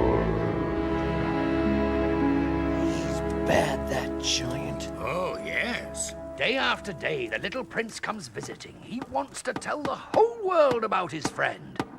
But he can't, so he mustn't, so he won't. And in the dark, dank black of the dungeon, the heartless giant plots and plans. The keys to my locks, do you know where they're kept? I don't know. Long ago, a guard said the king kept the keys by his bed. Oh, those keys. They're huge. They're massive. I thought they must be for the crown jewels. Oh no, they're for me. They're for my misery. Do you know something? I think if I got those old keys and let you out, nobody would even realize. No, that's not right. This is my punishment. I deserve it. It's not fair that you're chained down there. I bet that chain hurts your legs. Only sometimes. I don't care what you say. Then you go and get those keys. And so, that very night, Leo crept into the room where the king and queen were sleeping.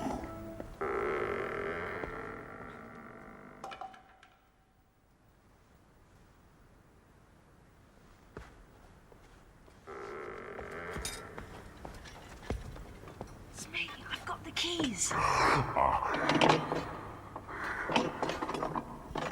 Who goes there? Hurry! Hurry!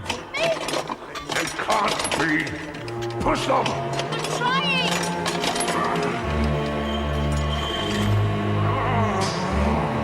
Don't forget to let me have them back! What's happening?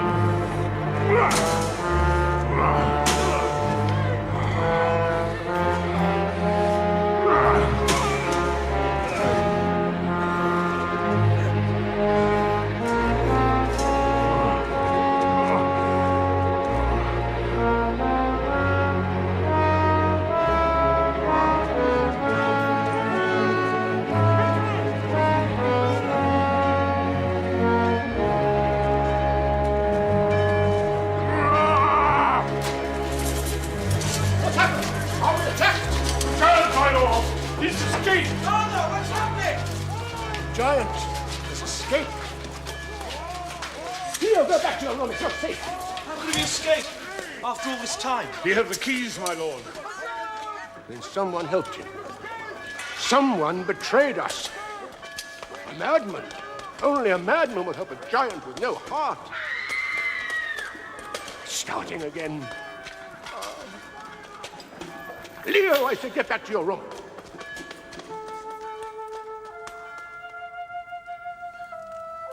Poor boy. That's right.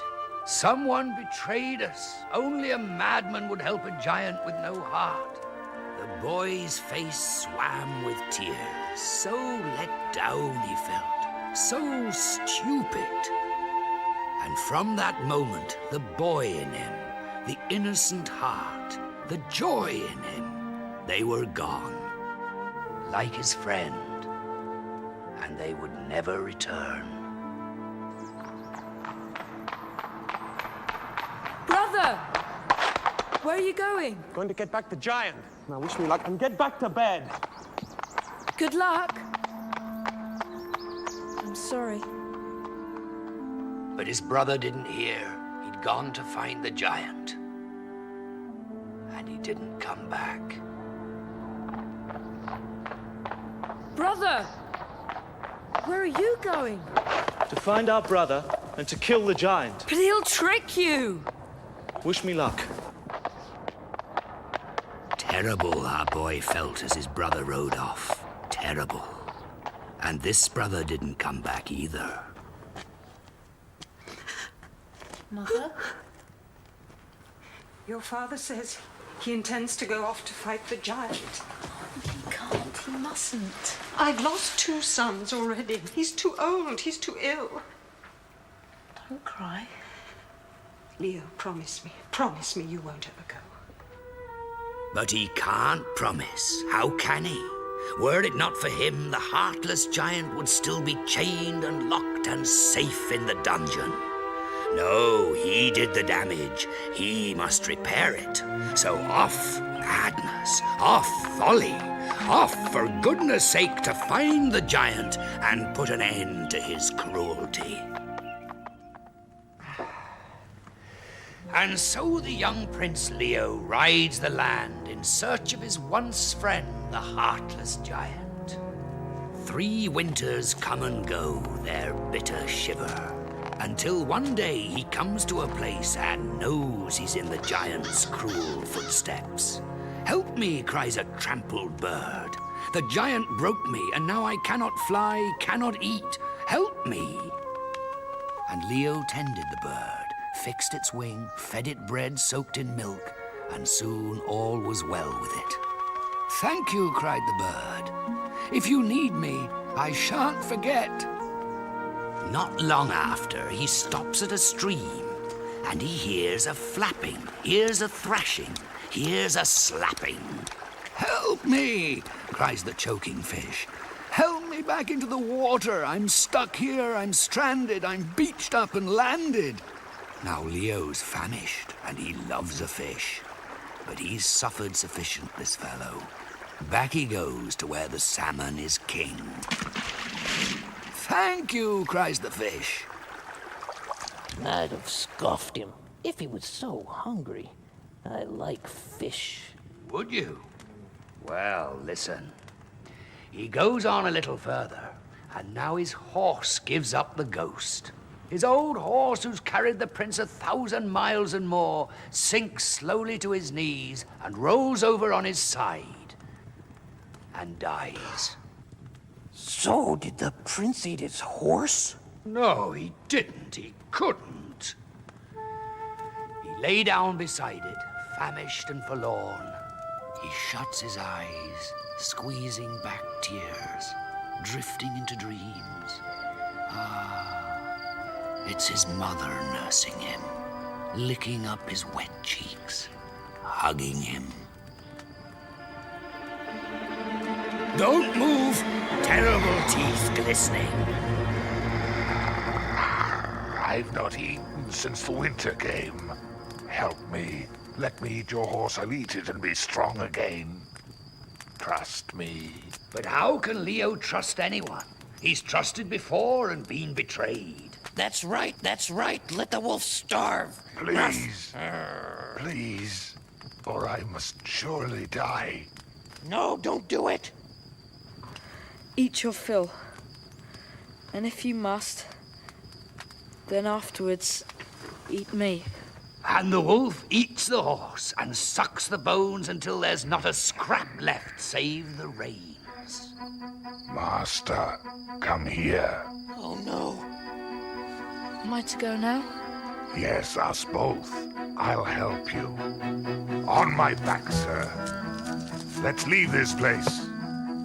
And he does, and they do, and they go a grey dash, a day and a night and a morning, until they come at last to a garden full with statues.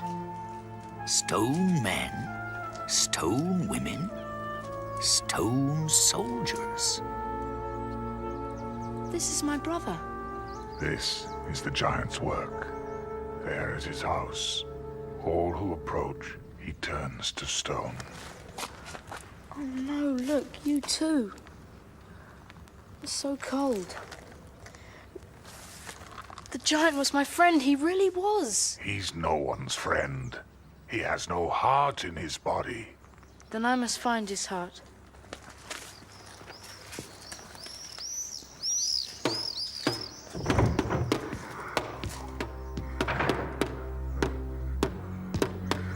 Where did you get that drum? It's mine. It's me, Leo.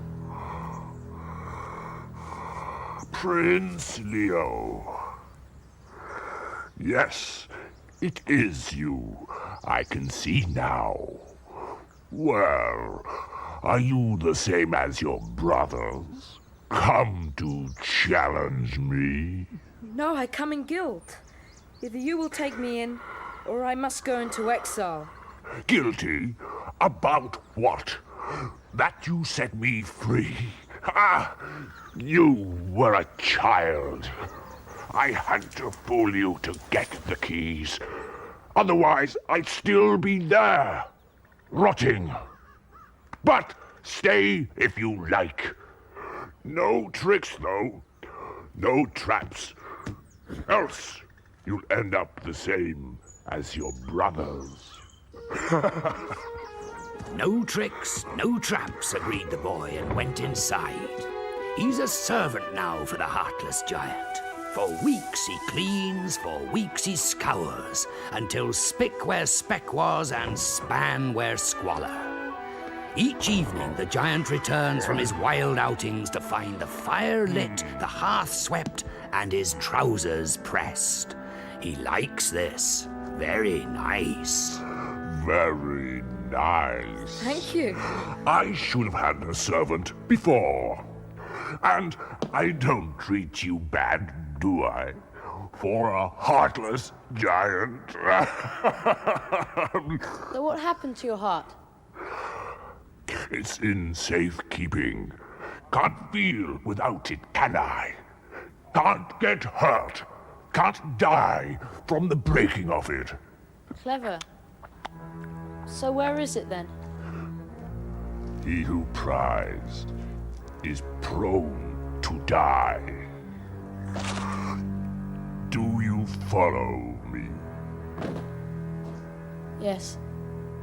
But I'll tell you if you want to know. My heart's in that cupboard. In the cupboard? His own heart pounds. And he can hardly wait until the morning. But no heart. Oh no, the heart's not there at all.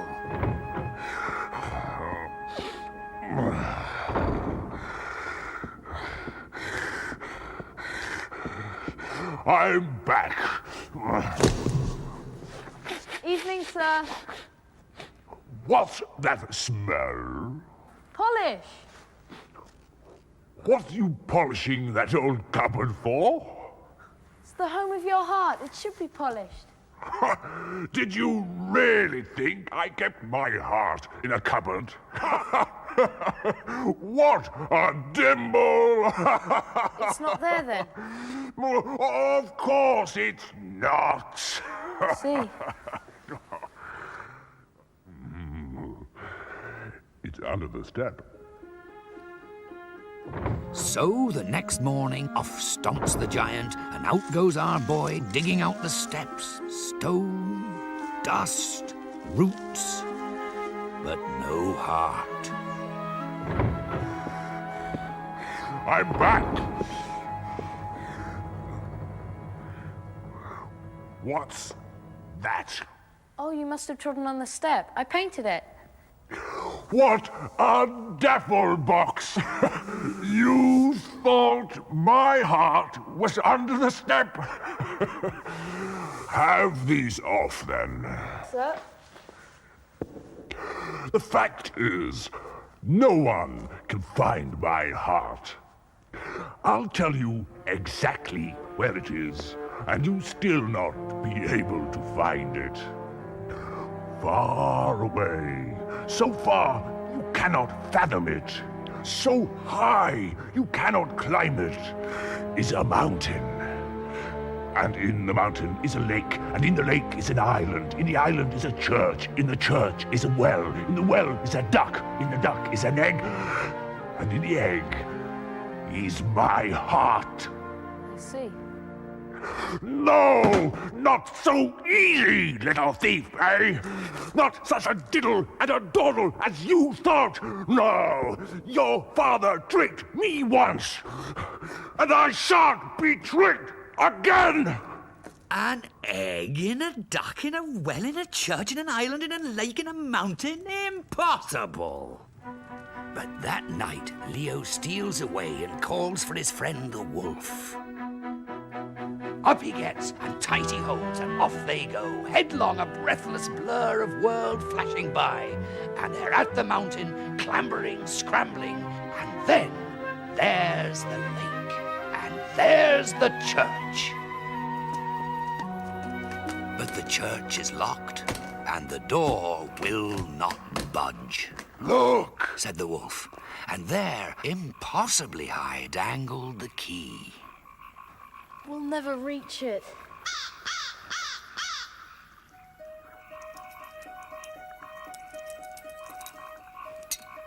Thank you, my friend. And in they go, into the church, where they find the well. And sure enough, in the well swims a duck. Come on, come on. Oh no! Now what? What's that? It's the fish. It's my fish. Catch it. I've got it! I've got the giant's heart! Thank you, my friend, thank you! Got it!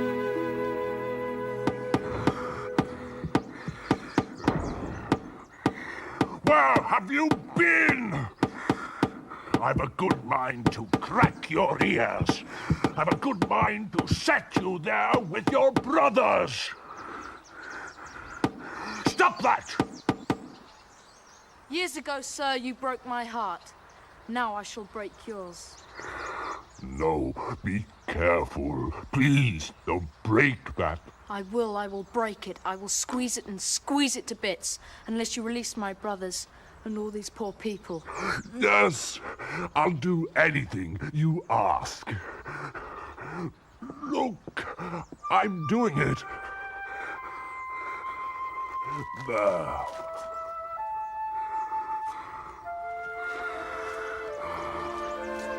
Brother, you've rescued us! It's the Lord, our little brother! Praise the Lord! Now, quick, smash the egg! I'm going to give it back. Don't be stupid. I've done as you bid. Can I have my heart? You can, sir, as I promised. For I know that with your heart in place, you could not be as you are now. No! Now! No!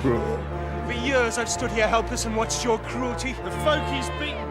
The vile murders! Please, don't. Please. Like with like. Spite with spite. Don't, I promise, don't! All the pain you've caused, I now repay.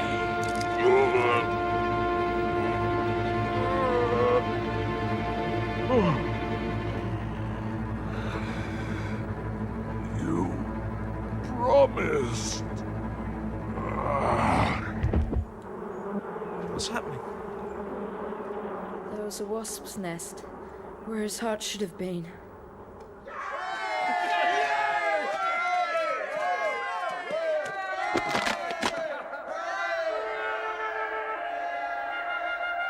And where the giant fell, a hill grew. And in time, and when much was long forgot, the place was still known as the Hill of the Heartless Giant. But he would have changed, that giant. He would have reformed with his heart back. Yes, I know. Cruel. Do you know, Prince Leo lived to be a great age, became king, had 42 grandchildren, and he told them all that tale. But in his story, the giant got back his heart and made amends for all his wrongs. Because, you see, despite all that took place, a little boy once met a giant, and they became friends.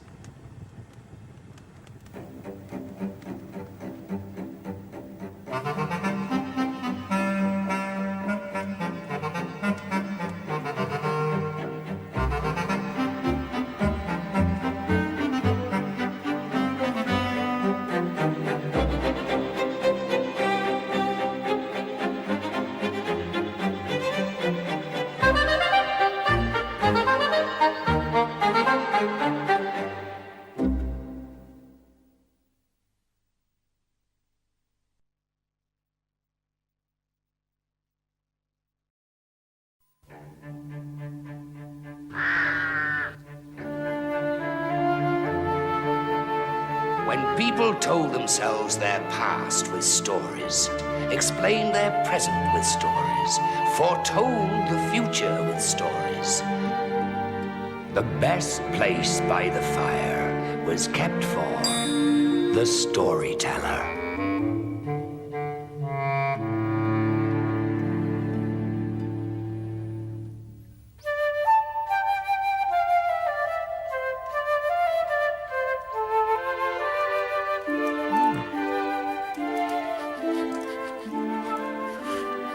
What's in your bag?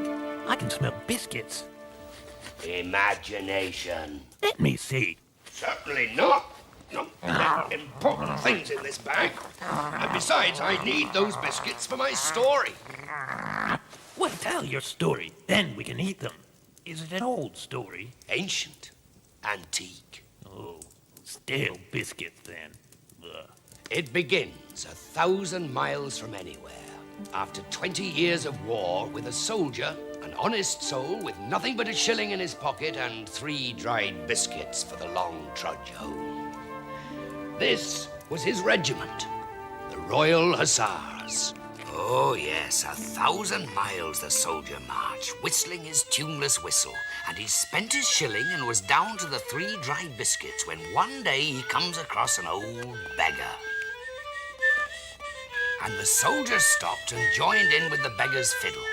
The one couldn't fiddle, the other couldn't whistle, and quite happy they both were.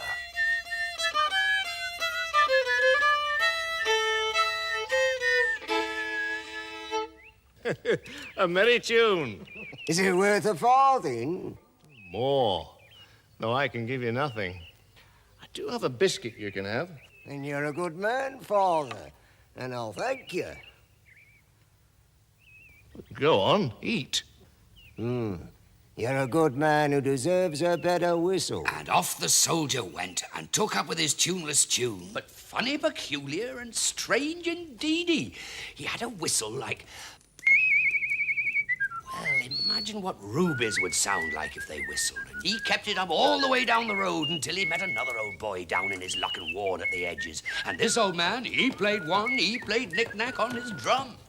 And the soldier stood and whistled his ruby whistle and did a little jig and his weary boots, a stumble and a hopping.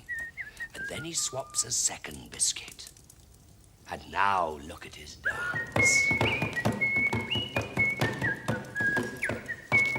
Oh, yes, a fine terpsichore. Good as new, was skipping a hop down the road. At length he comes to a third old soak, worn to a whisper and playing a game of cards by the road.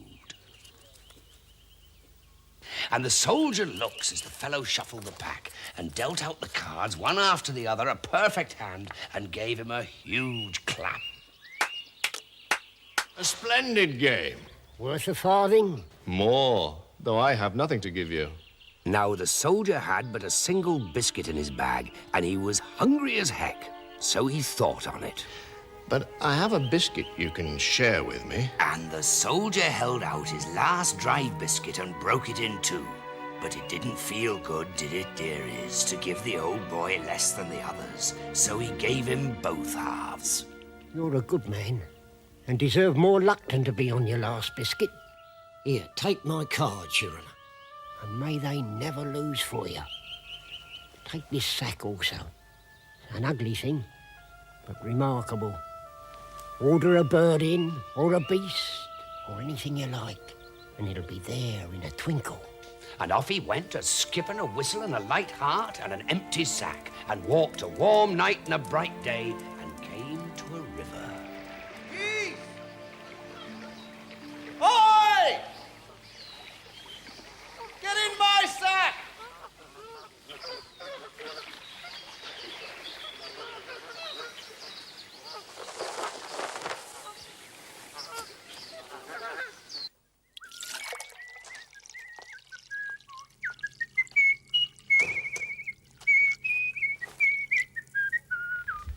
That's a nice whistle. I got it off a poor soul down on his luck. Home from the war, are you? Aye. And a sack full of spoils. No. This is 3 geese I trapped yesterday. I want one for my supper. If you'll cook it for me and give me a bed, you can have the other two for your trouble. I like a nice bird. Be sure to bring back the sack. And the landlord roasted him the goose in clove and honey and brought it back with a bottle of best wine, and the soldier ate it all and sucked the bones and drank the wine and danced until the morning, when he sank, swam, flopped into bed. 3 days later, he woke up and looked out of the window, and there on the hill he saw a palace. Thought I heard you. Slept well, soldier? Not bad, not bad. Whose palace is that? Why are the windows all smashed? That's the Tsar's palace. It was once a place of waltzes and chandeliers and fabulous parties. Now the devils have it for their card games. Devils? Devils. Every night they tumble in and scream and shout and play at cards. No decent folk go near, they're so devilish. It's a nice palace. Someone should deal with those devils. An army tried. In the morning, there was nothing left but shadows, and that's the truth. These are devilish devils, and gamblers, too.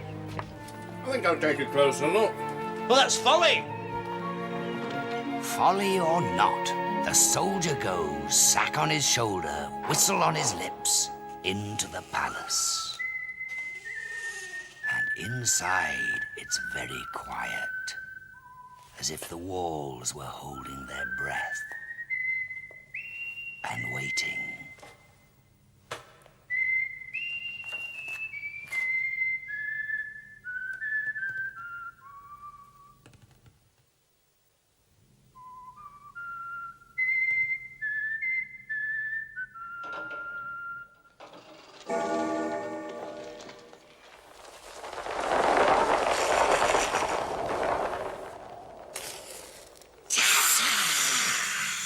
We have a visitor.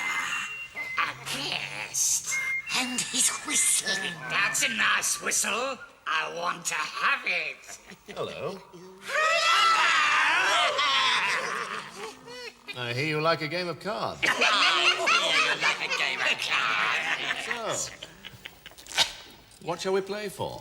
His soul. His whistle. His teeth. I collect teeth. Fair enough. And what will you stake?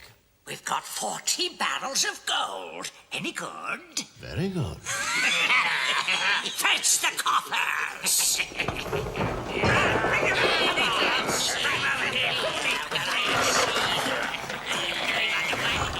Good. Let's play then. And with that, they settled down to business. The soldier dealt the cards and won.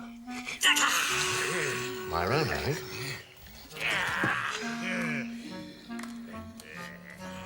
And won again.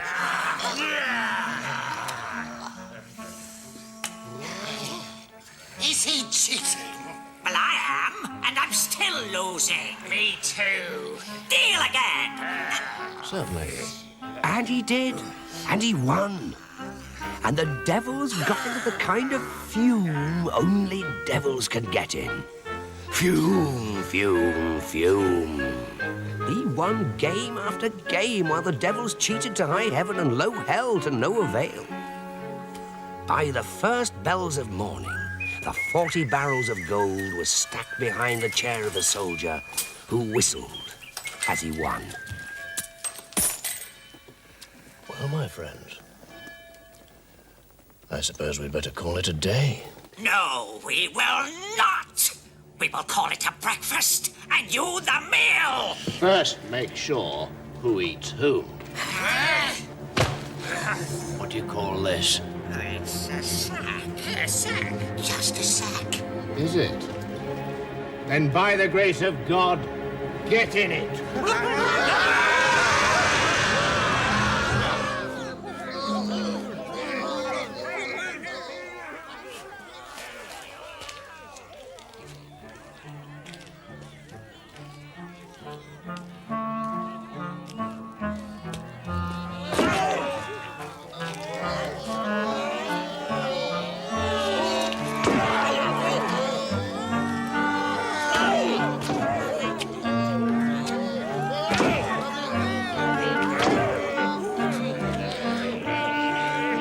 More?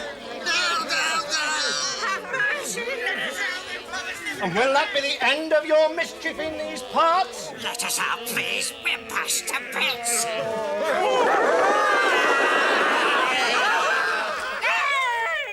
Let me go! Let me go! I won't let you go, my boy, until you swear to serve me faithfully. I swear! I swear! I'll hold you to your promise. Hey! My foot's come off! That's right. Now off you go, and remember where you left it.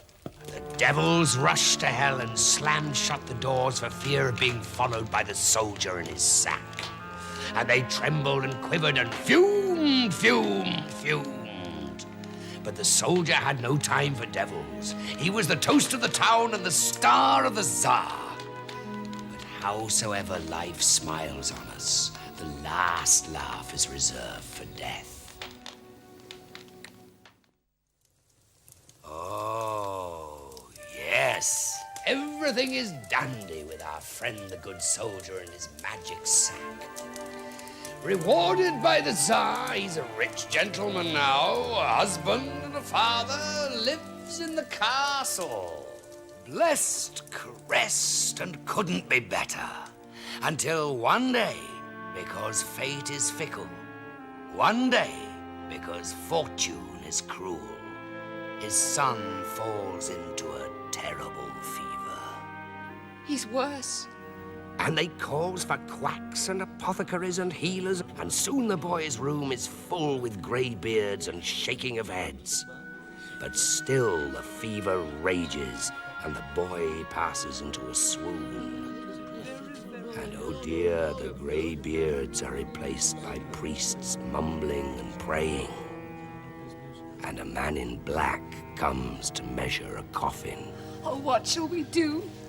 My lips are sore with praying, and my knees are weary of kneeling. And I've lost my whistle from worrying. It's the very devil, I say. The very devil. Now, where the devil's that devil of mine? I'm here, Your Excellency. Where have you sprung from? Not so much sprung as hopped, sir. You have my foot. Cure my son, and you can have it back. This is my good wife, by the way, and this is my devil. How do you do? How do you do? Yes, I saw your son was ill. Let me have a look at him. Look in here, Your Excellency. I see a small creature. That's Death, Excellency. Where does he stand? At my son's feet. Ah, good. He will recover. It's when he comes to the head you must worry. Now, sprinkle some of the water from the glass on your child.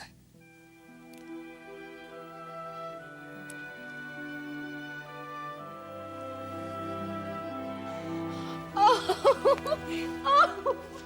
You're a marvel. Well, we do our best. Could I have my foot back then? Most certainly. Oh, thank you. Will there be anything else, sir? Give me that glass, and I'll release you from your promise. Really? Oh, thank you. Quite nice black flowers. And so the soldier set up in his new trade as Miracle Man and travelled the world on a camel with his magic glass. Show him a sick man and he would hold up the glass. If Death sat at the foot of the bed, a quick splish-splash and up the invalid would sit pouring out blessings. If Death stood staring at the other end, the soldier would shake his head solemnly and depart, and the relatives would mutter, what a pity, he came too late, and pay him all the same. But as often as not, he left with all happy and amazed and praising him.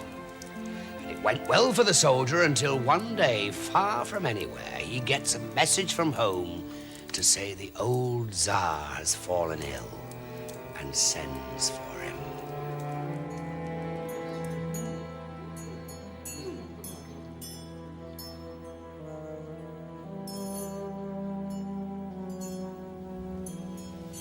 I've come too late.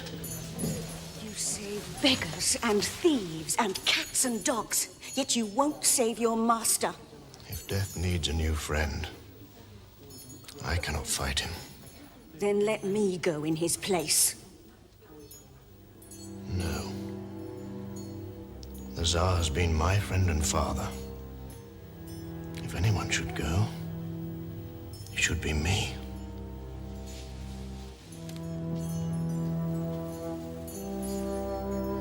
Sir, take me and spare the Tsar. I beg you.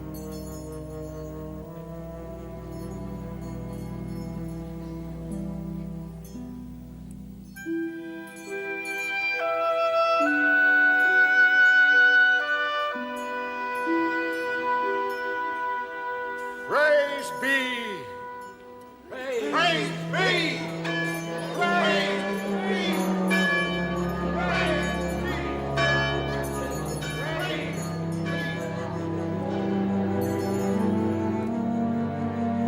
Oh, husband, is it all up with you?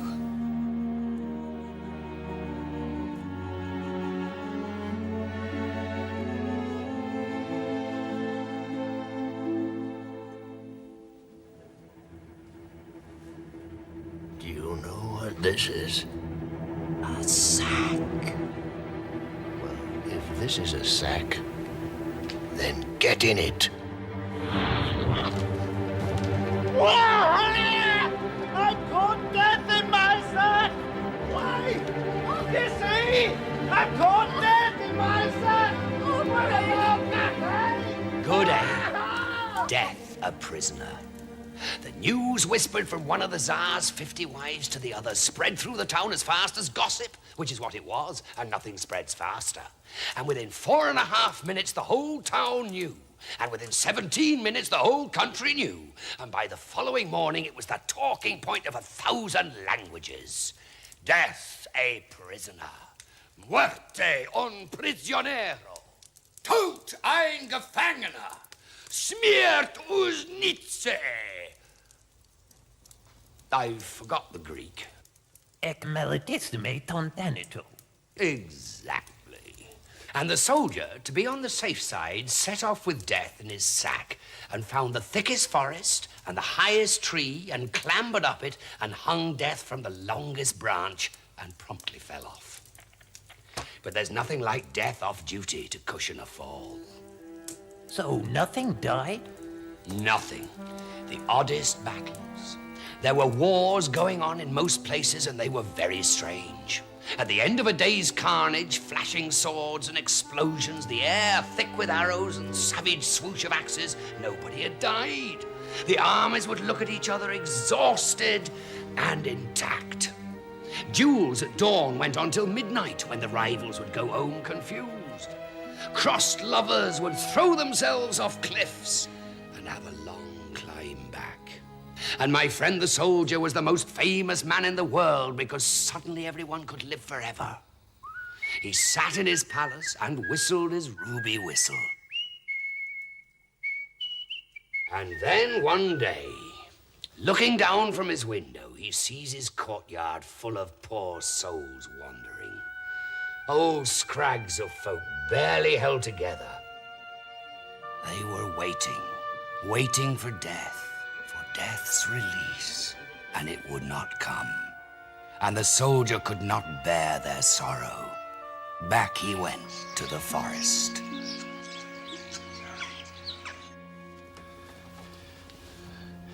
Death, I've led you a merry dance, but now you must have me and set the world to rights.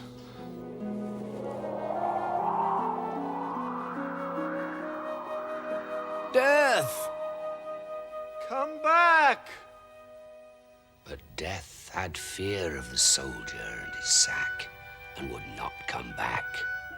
He was condemned to watch while others aged and died, but Death would not come for him. No, the soldier, old kipper, dried beef, lived on and on and on until he could stand it no longer and dragged his dust and fragments across to the edge of the earth and slowly down to hell.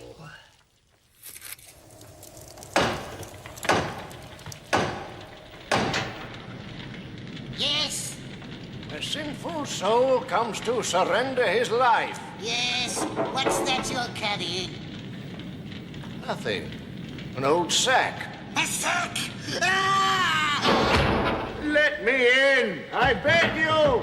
Go away! Go on and take that horrible sack with you! But where can I go? We don't care! Just dig it off!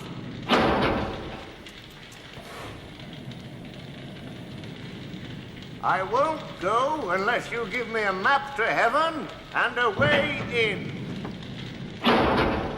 And 200 souls you've no further use for.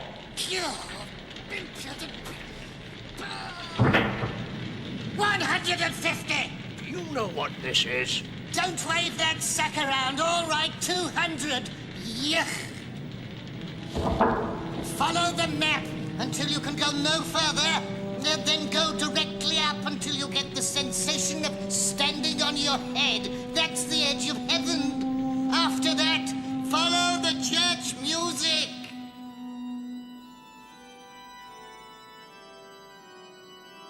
Who approaches the gates of heaven? I am the soldier who took death prisoner, and I have brought 200 souls from hell in the hope that God will forgive me and let me in with them. The souls may enter, but alone.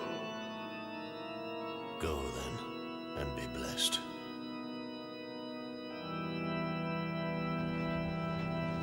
Take this, friend, and once inside, call me into the sack.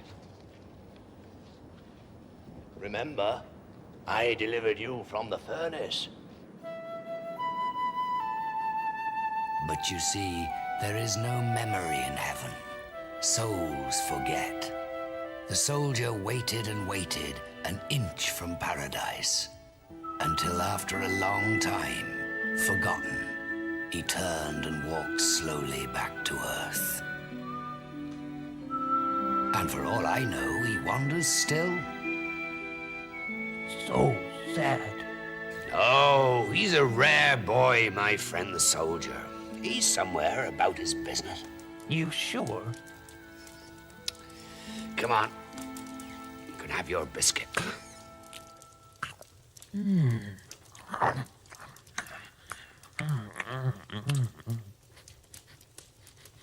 you know what this is? A sack. Well, if it's a sack, then get in it. Just checking.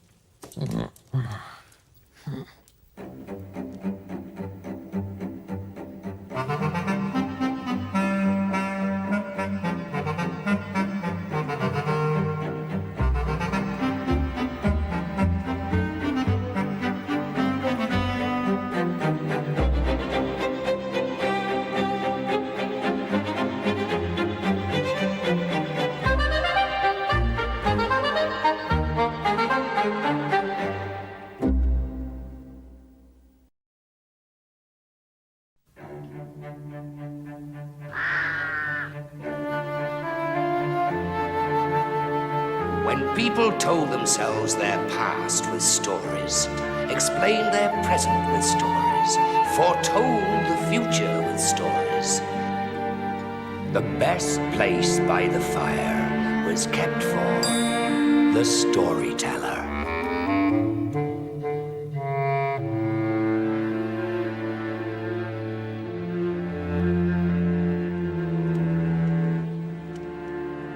Trolls come at the bottom of the list of people you'd want as friends. They are revolting trolls. They can't even stand each other. The troll in this story had a daughter, and she left home straight off.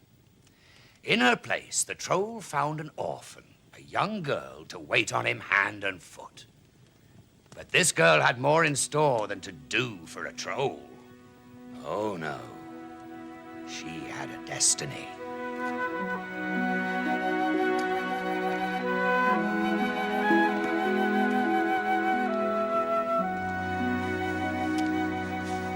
Now, Anya had no father and mother, and the troll was the other.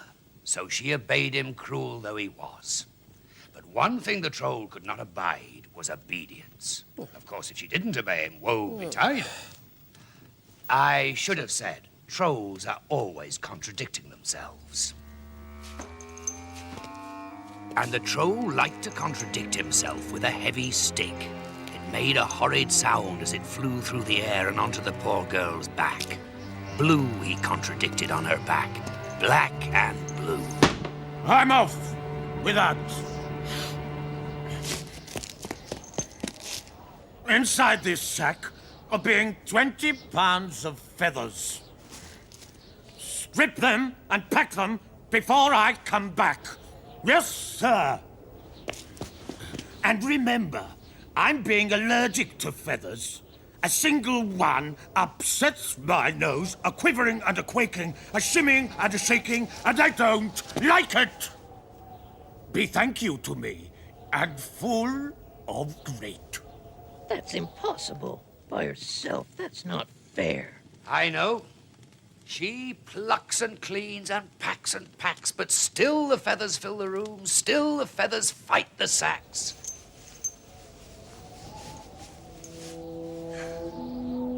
Anya, don't be frightened. I've come to help you. Where have you come from? From your thoughts. Is there no one in the wide world to take pity on me, you thought? Well, there is. And here I am. Now, you're tired. Sleep. I cannot. The troll is my father and mother. Since I have no other, I must obey him. Trust me. Sleep. Thus persuaded, Anya lay down and fell into a slumber. And when she woke, what a sight! What a wonder!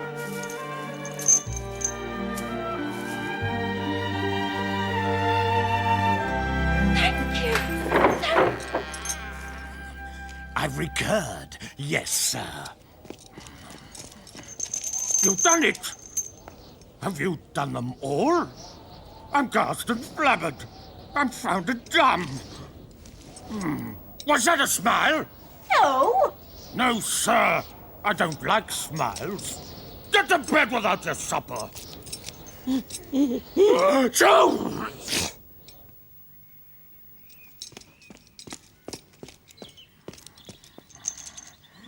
Arise and wiki! I'm having another job for you.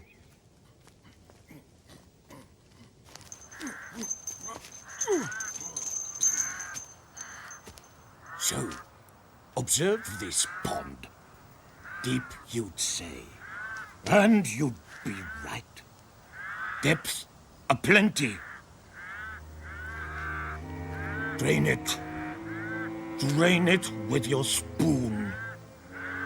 And if I be recurring and find a drop of water, if I so much as get my footsie wet, heaven help me.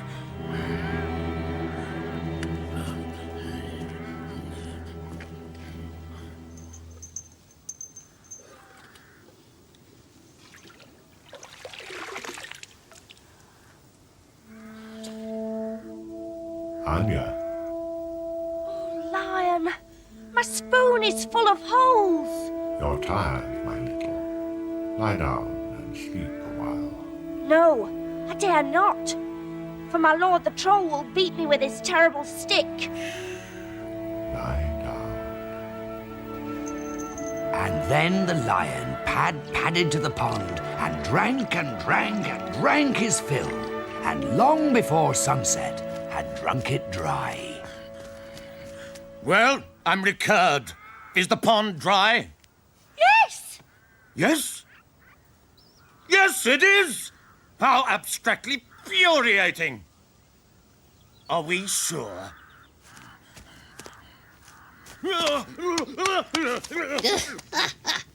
You may laugh, but the troll's fall cost the poor girl dear.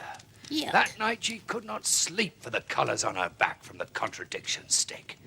All night she sobbed from its blacks and blues. And come the morning, The wicked troll has another task, worse than before. Impossible. All dry, you think? All finished? You'd be wrong. Now, you can build me a palatial. All the bits, all the pieces. By nightfall, miss. Hours later, she's moved one rock, a few inches. Oh, dear lion. But now even you cannot help me. I'm to build a palace by nightfall, full of rooms and riches. You're tired, my little. Why not rest a while? I cannot. I dare not. Sleep, rest. And sleep she does, lying down beside him. And as she dreams, such magic.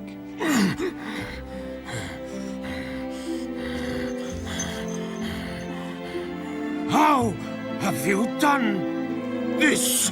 I know I've not done as you asked.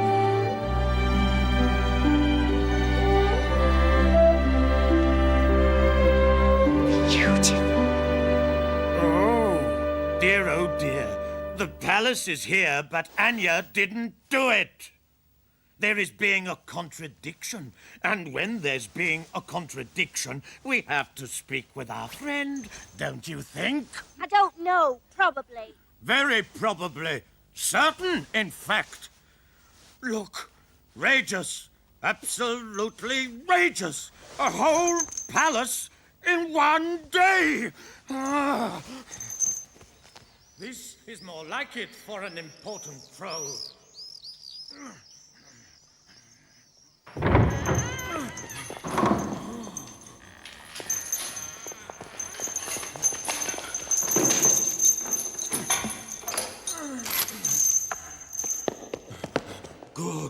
Good. Chicken! Good! Yes, sir. And what about sherry? Is there a celery for wine? Go and be seeing. Try that door. Can't reach. Ah!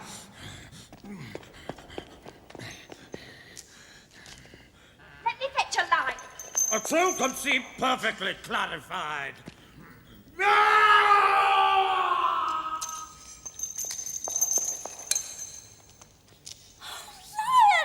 Quick! The troll's in terrible trouble! I know.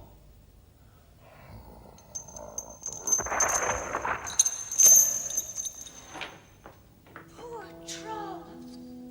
No father, nor mother, and he was my other. Not poor, my little, but wicked and cruel. I made the palace. I also made the door. Good. I hated that troll. He was bad through and through. Oh, yes. So then what? Then our girl has a palace all to herself. What a transformation. For the first time in her poor life, Anya feels wonderful, wonderful.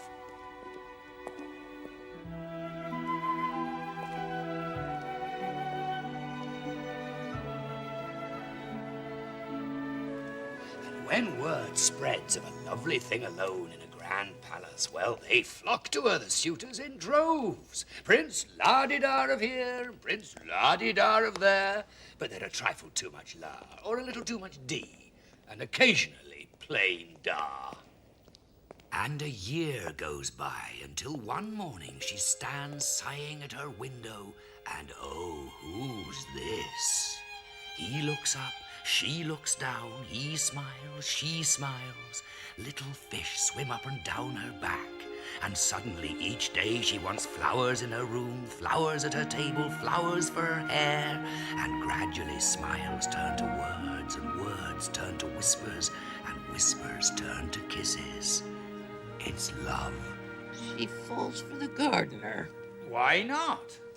She was a servant turned princess. Why not a gardener turned prince? You are my true bride.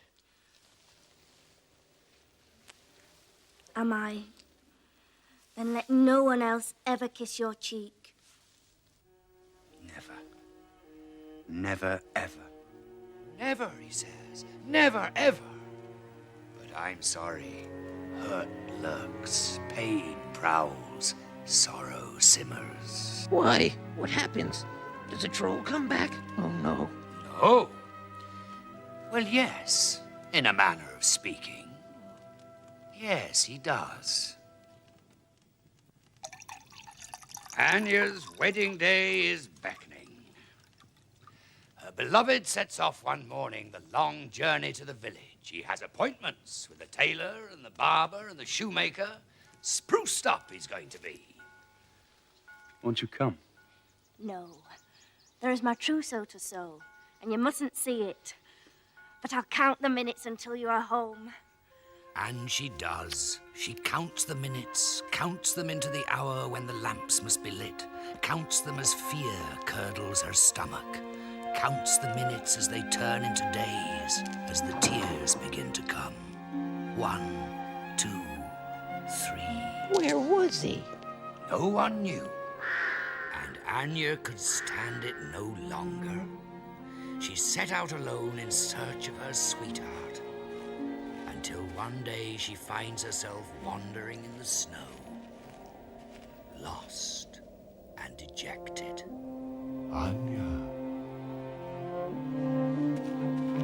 And without a word, the lion sets Anya on his back and starts off, bounding through the snow, huge strides, impossible speeds, over cliff and cavern, crevasse and chasm, cave and canyon, helter-skelter to a far-off land.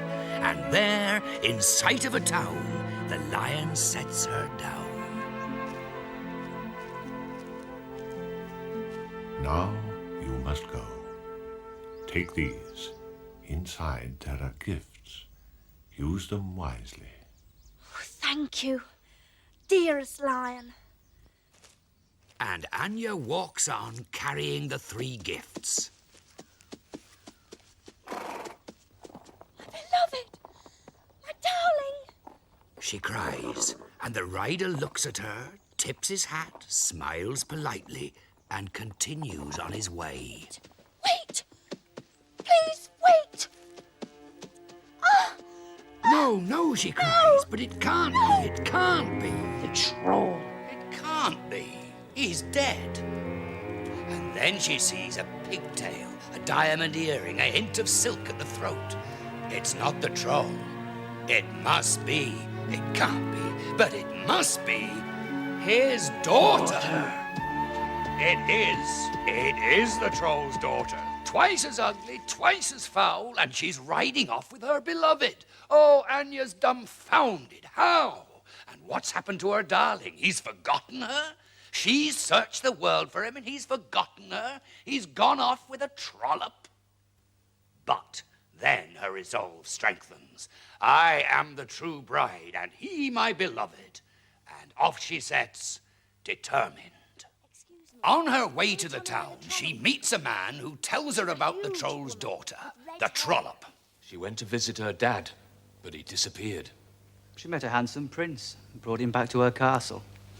He's under her spell. They're betrothed. That trollop's so greedy. Sees gold, she wants it. Silver, she snatches it. She collects handsome men like ornaments. My ornament, she calls them. So instructed, Anya hurries to the town, a scheme forming, a plan.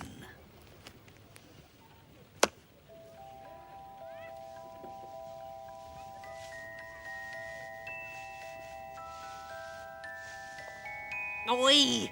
That's being lovely, prettiness. I need it. Madam? I'm descending. Is there a cost involved? I'm expecting it's a gift for your queen. How kind, and thank you. It's magic, Your Majesty. It cannot be sold, only exchanged. Exchanged? For what? Be more clarified. A night with your betrothed. With my new ornament? Outrageous! Then you must keep what is yours and me what is mine. Silk. Yum. Good day, Your Highness. No! Back! A night with my ornament. And his very sweetheart, you know. How generous I'm being for such a small magic. Yes. All right. Yes. Yes. The bargain is struck. The true bride to spend a night with her beloved. Alone, she thinks. Once alone, he'll know me. My love. My dearest. It's me, your true bride. But he wouldn't wake. Please wake up. Couldn't wake. Please. And how could he? For in the cup by his bed was a sleeping herb. Powerful. Lasts all night until morning. What can our girl do? The bargain's been kept. The first gift wasted. What can she do but try again? Impossibly, magically, coin after coin drops to the ground. The trollop can't believe it. Oi! I can't believe it. Quick, quick, the trollop wants the deal struck.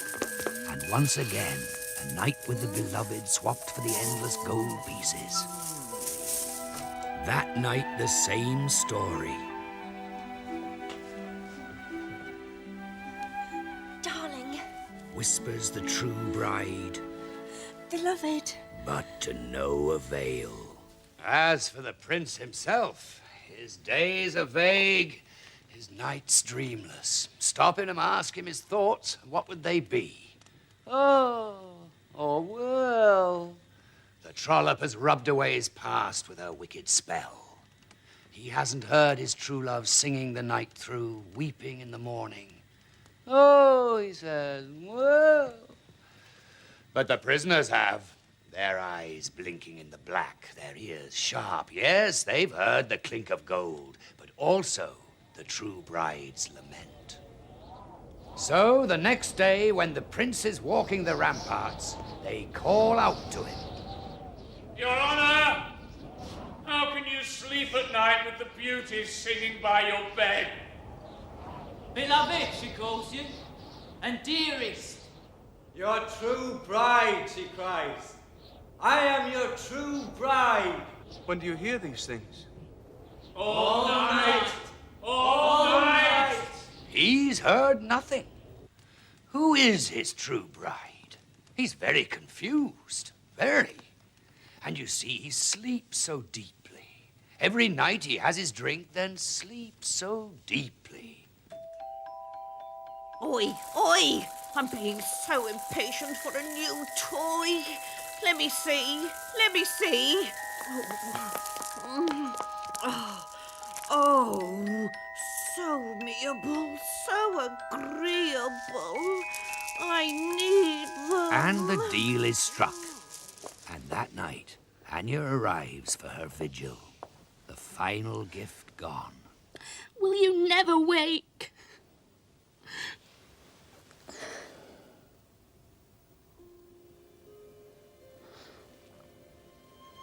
Don't cry. What? What? Oh, my darling. No, not there. I promise, you see. I'm not on my cheek. Me? You promised me. And with that, she kissed him. And the trollop's spell over him fell away. And his head cleared. Such a tender kiss, such sweetness of cheek. My true bride, he whispers. My true bride. At the very same moment, in the vaults of the castle, a strange thing happens. Very odd. Oh, come back, my goldies. My silknesses! My die-dies! Ow! Too late, they've gone. They're away, the lovers. Home, running home together. After them, get them back, hurry. And in her rage, the trollop closes on them, nearer and nearer, until she must surely catch them.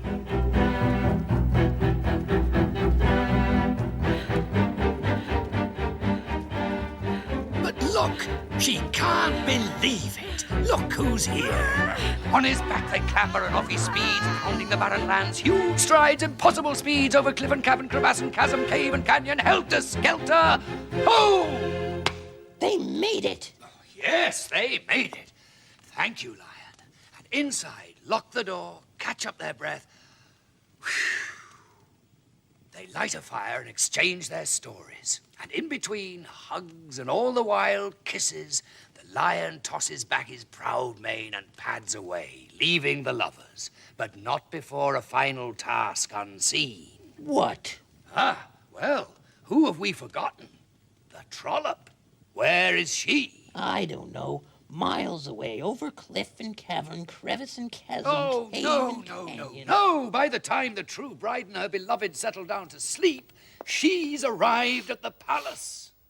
Once inside, she sniffs for them, her nostrils twitching and heaving, planning her revenge. There, her nose tells her, and stealing up, she hears their voices clear and unsuspecting behind the door.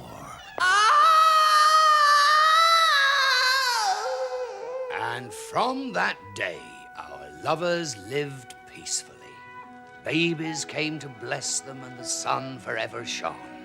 And they kept a statue of the lion, whom they both called the Thought Lion. And they told their children he could come alive in an instant if he wanted to, or if they ever needed him. But the children found that hard to believe.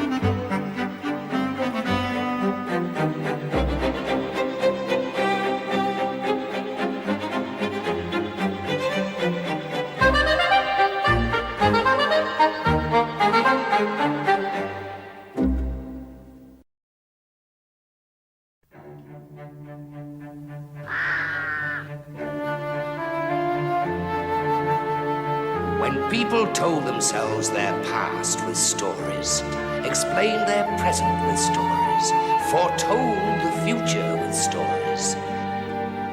The best place by the fire was kept for the storyteller.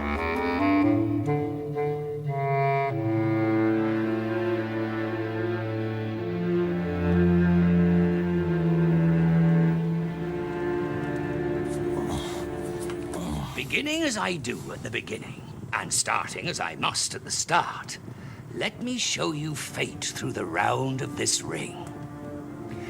The girl whose finger fits this ring, she'll become queen. The law decrees it.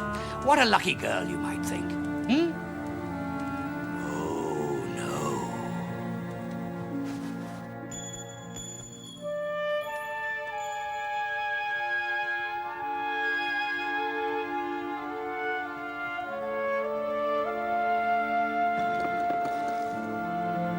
A king had 3 daughters. 2 were bad, 1 was good.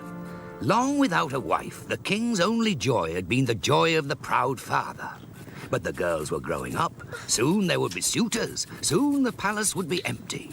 I must find myself a wife to comfort me, he thinks. The wedding ring, passed on from queen to queen, finger to finger, since any could remember. Only when the ring fits can the king marry.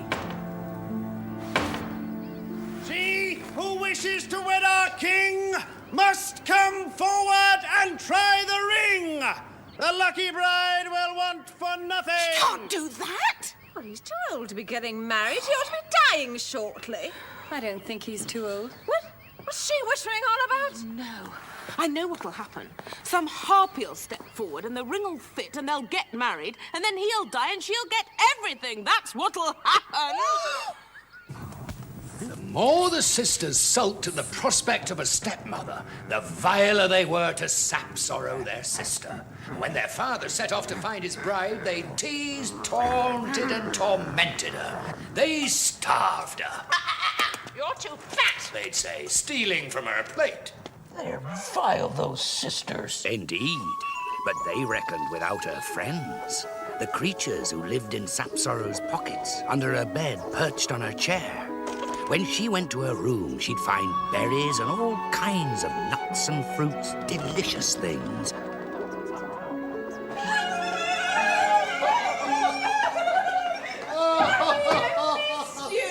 We cried every night. Are our eyes bloodshot? They are, I know. No bride then? No, the ring was a cruel shape. None could wear it. Oh, it's fate. It's not intended. Perhaps, I don't know. You don't need a wife when you've got her. Don't we love you enough, Daddy? I know.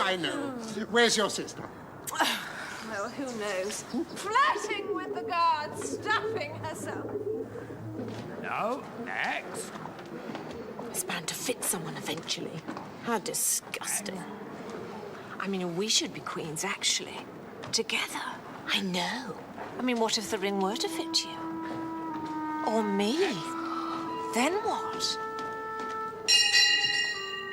That's enough. Too late! Too late! Can't you control these women? Get them out of here! Well, he wouldn't want to marry us. But then he couldn't marry anybody, which is even better. Come on.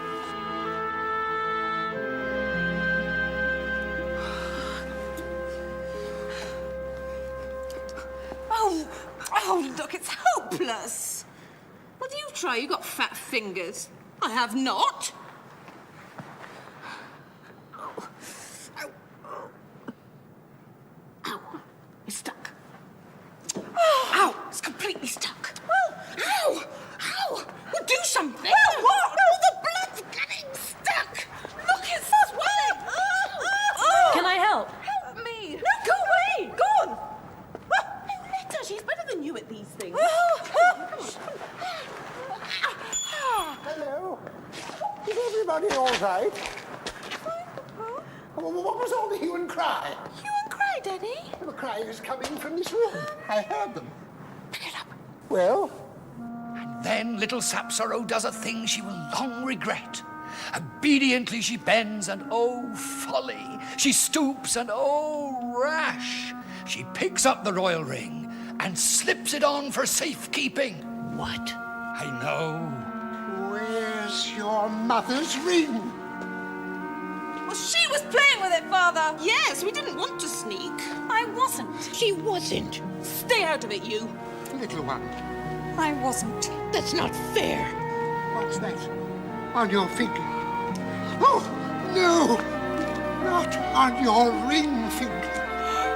It fits. Fits? It fits. No sooner done, no sooner said. The news is afire in the palace, sweeping the corridors. The ring fits the king's daughter. I cannot marry my father. But you cannot ignore the law. But we cannot ignore the law. You cannot marry your father. But I cannot shame the king. But you cannot marry your father. But the ring? Is the ring. Sire, it is the law of the land.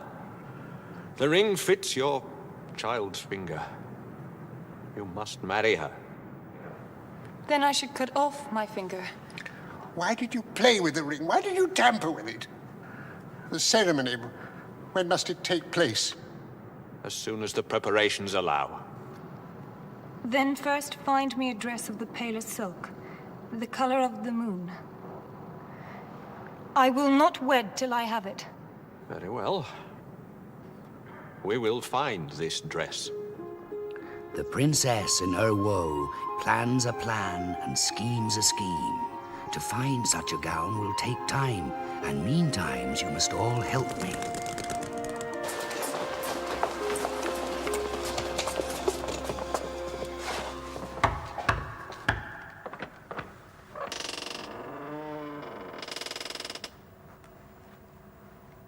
Beautiful.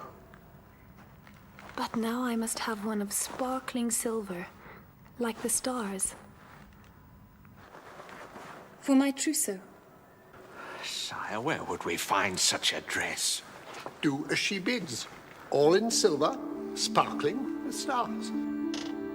And off again went the king's men, scouring the land for such a dress. And all the while in Sap Sorrow's room, another garment is being made, more marvelous, more magical.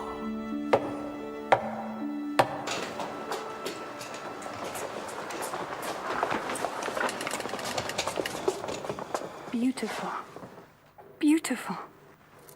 Just like the stars. Sire, the council wait on you. Your people grow impatient. When do you marry? Daughter? This gown is for the wedding feast. The first one for the procession. But now I must have one for the church. Gold it should be. Gold as the sun. Bring me such a dress, and the next day we shall wed. Gold, she says. All gold, like the sun. Bring her such a dress. They shall be married on the morrow. Gold, so spoiled. And while the tailors cut cloth spun with pure gold, Sap Sorrow stayed shut up in her room. She never appeared. Only her creatures, flying in, slithering out, busy, scurrying about.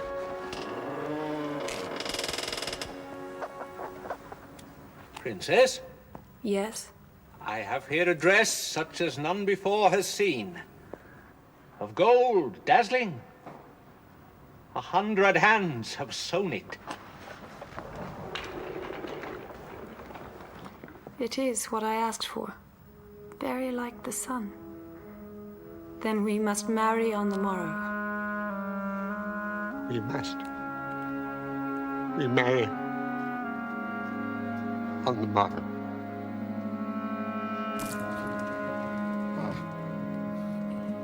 They can't get married. Well, the law says they must. And the girl has the 3 gowns she asked for. No, the ring fits, the feast is prepared, married on the morrow. Listen, bells toll, the streets fill. Only Sap Sorrow stays silent in her room. Your Highness, come out. The king awaits you.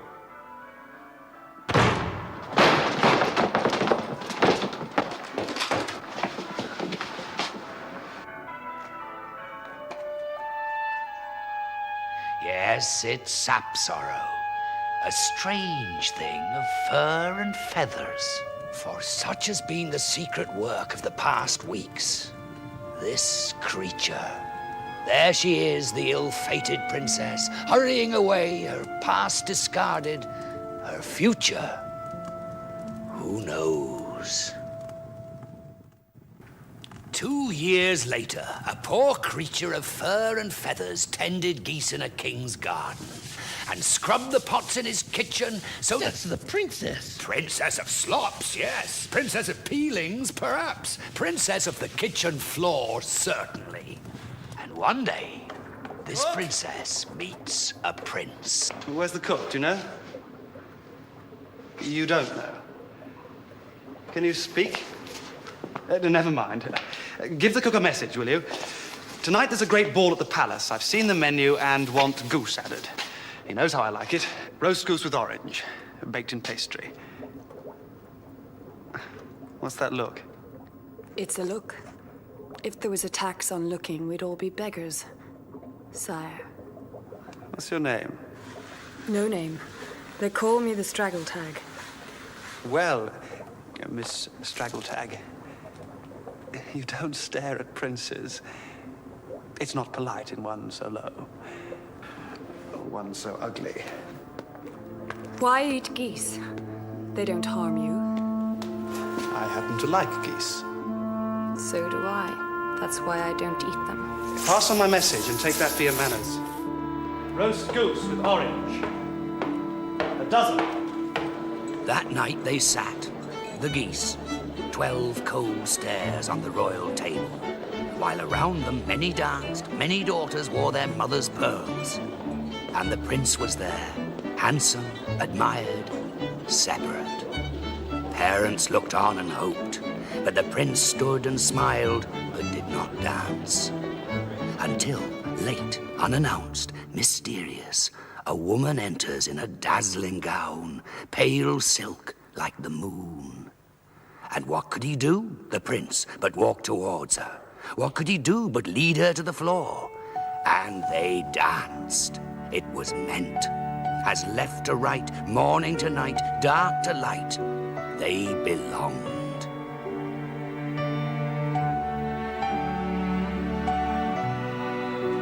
But when the music stops... Wait, I don't know your name. Wait! Oh, my dears, the prince is left mystified, excited, tingling. He's hooked, line and sinker. The prince has sent down for clean towels. Where is everybody? Upstairs, they're all busy. Another ball so soon. We've barely recovered from the last one. Oi, Thing! You go then.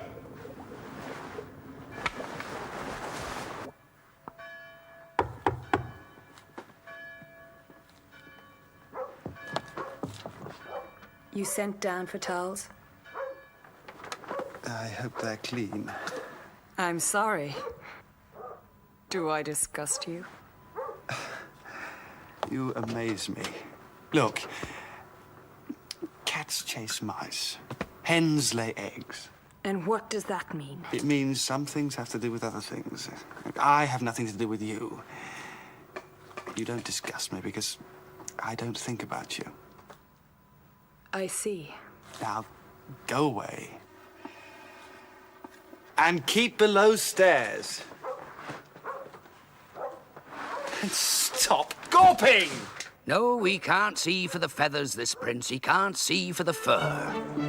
That night, the second ball, beauties come and beauties go. Dances are danced, but the prince stands alone, hoping, staring at the great doors. But nothing, no sign.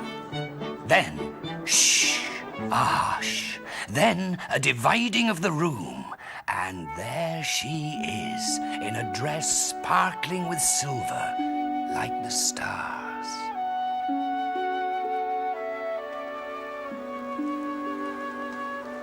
I must go. Don't, please. I think of nothing but you. I find that hard to believe. It's true. I can't sleep. Where do you live that I might find you? I live where hens catch mice and cats lay eggs. What? Please don't go.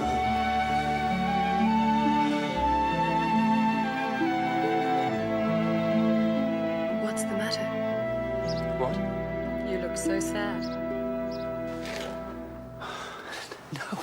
No one else in the whole palace, in the whole kingdom, speaks to me like this. Are you in love? Is that the problem? You couldn't possibly understand what I'm feeling. Or are you worried you might only love your sweetheart for her beautiful gowns? Were she in the humblest rags? Were she the poorest? Absolutely. But you see, my darling has eyes like... Yes. Oh, they're perfect. A voice like... It's perfect. It's not her gowns. Well, how can you possibly understand? Then you should marry her. I want to.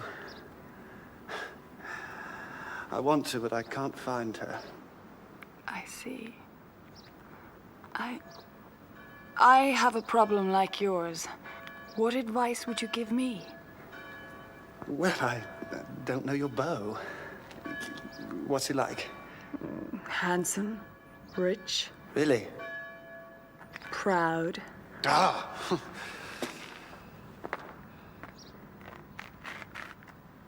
You see, when I think about him, it makes my head hurt and my tummy ache and my skin tingle and my heart do little somersaults. Me too. Me too. Oh, yes, we're in love. And it's terrible. Oh, I don't think I'm in love. Oh, you're definitely in love. Little somersaults? Tingling skin? Oh, definitely. Straggle tag! Straggle tag! Where the devil have you I got have to go. Yes, and listen, don't tell anyone we've spoken. As you wish. It's just, you know, Prince and... Straggle tag! Prince and straggle tag. Oh, yes, the prince is lovesick, all right. Even before it's dark, he's there on the terrace in front of the ballroom.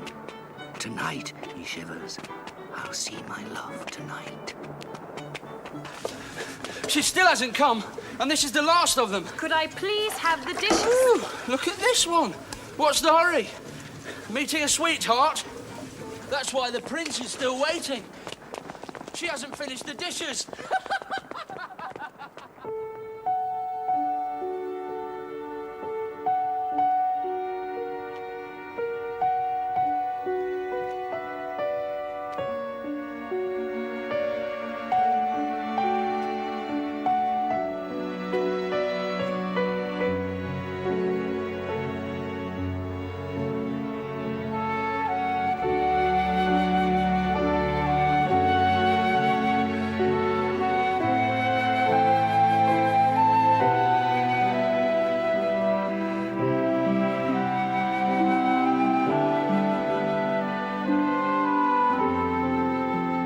It's wonderful. But bells toll, evening's end.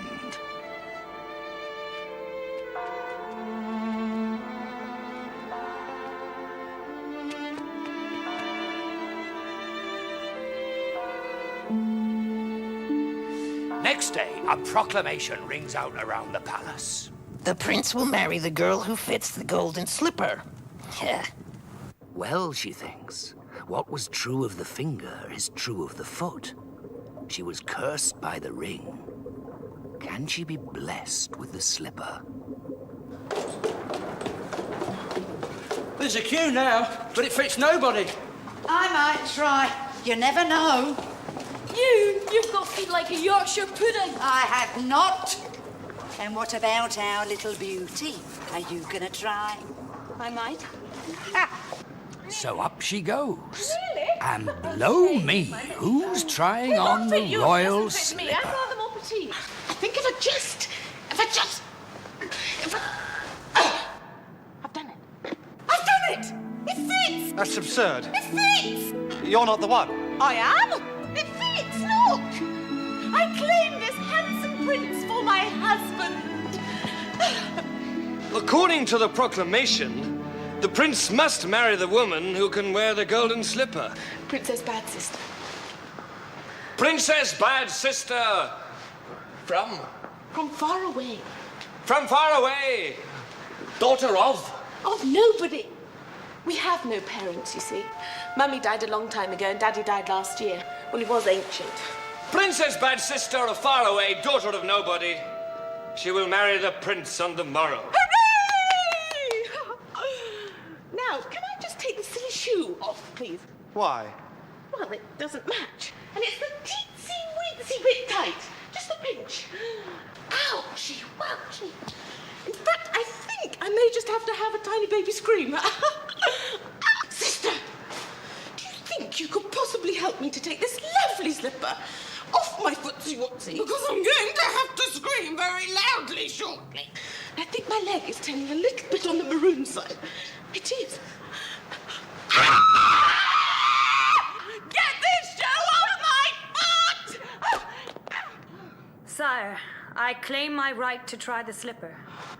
Ladies, darling, I think, not creatures. What is it? Oh, get it out of it. Get rid of it. She's called Straggle Tag.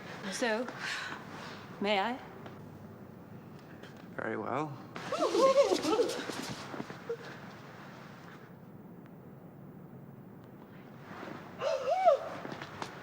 It fits. It can't. It does fit. Will you keep your promise? Oh, don't be ridiculous. You can't. You've got to marry that thing. Yes. I'll marry you. I'll keep my promise.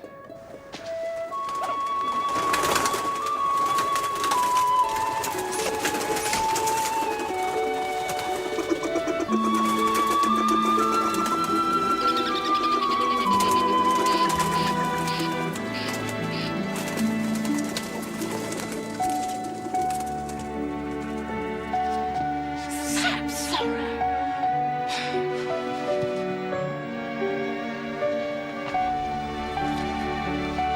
Princess, it's you. Darling, darling, they repeated to each other. Dearest, dearest. And what the prince didn't know, he very soon did. They talked and talked, explaining this and explaining that, stories of rings, stories of fur and feathers. And they wept for her dear father, smiled for poor Straggletag, forgave the bad sisters, danced for a day without going away. And, well, after that, they were so out of breath, they lay down and slept. And glory be, if I don't wake them soon, they'll never get wed.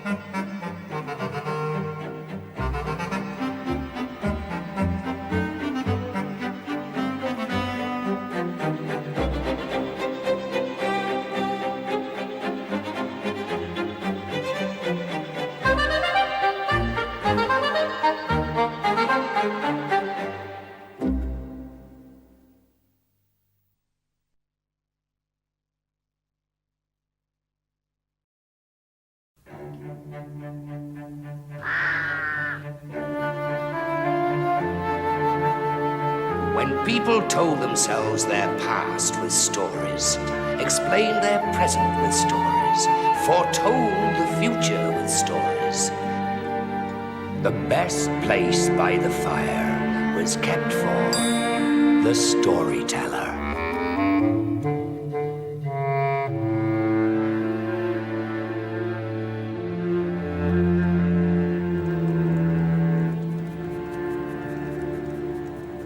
One day in November, the Queen died. Outside the palace, the leaves fell lamenting, reds and golds falling. Inside, weeping, the king, his 3 sons, his daughter. And the people filed slowly by to shed their own tears for the dear Queen. But there was one among the mourners whose eyes were dry.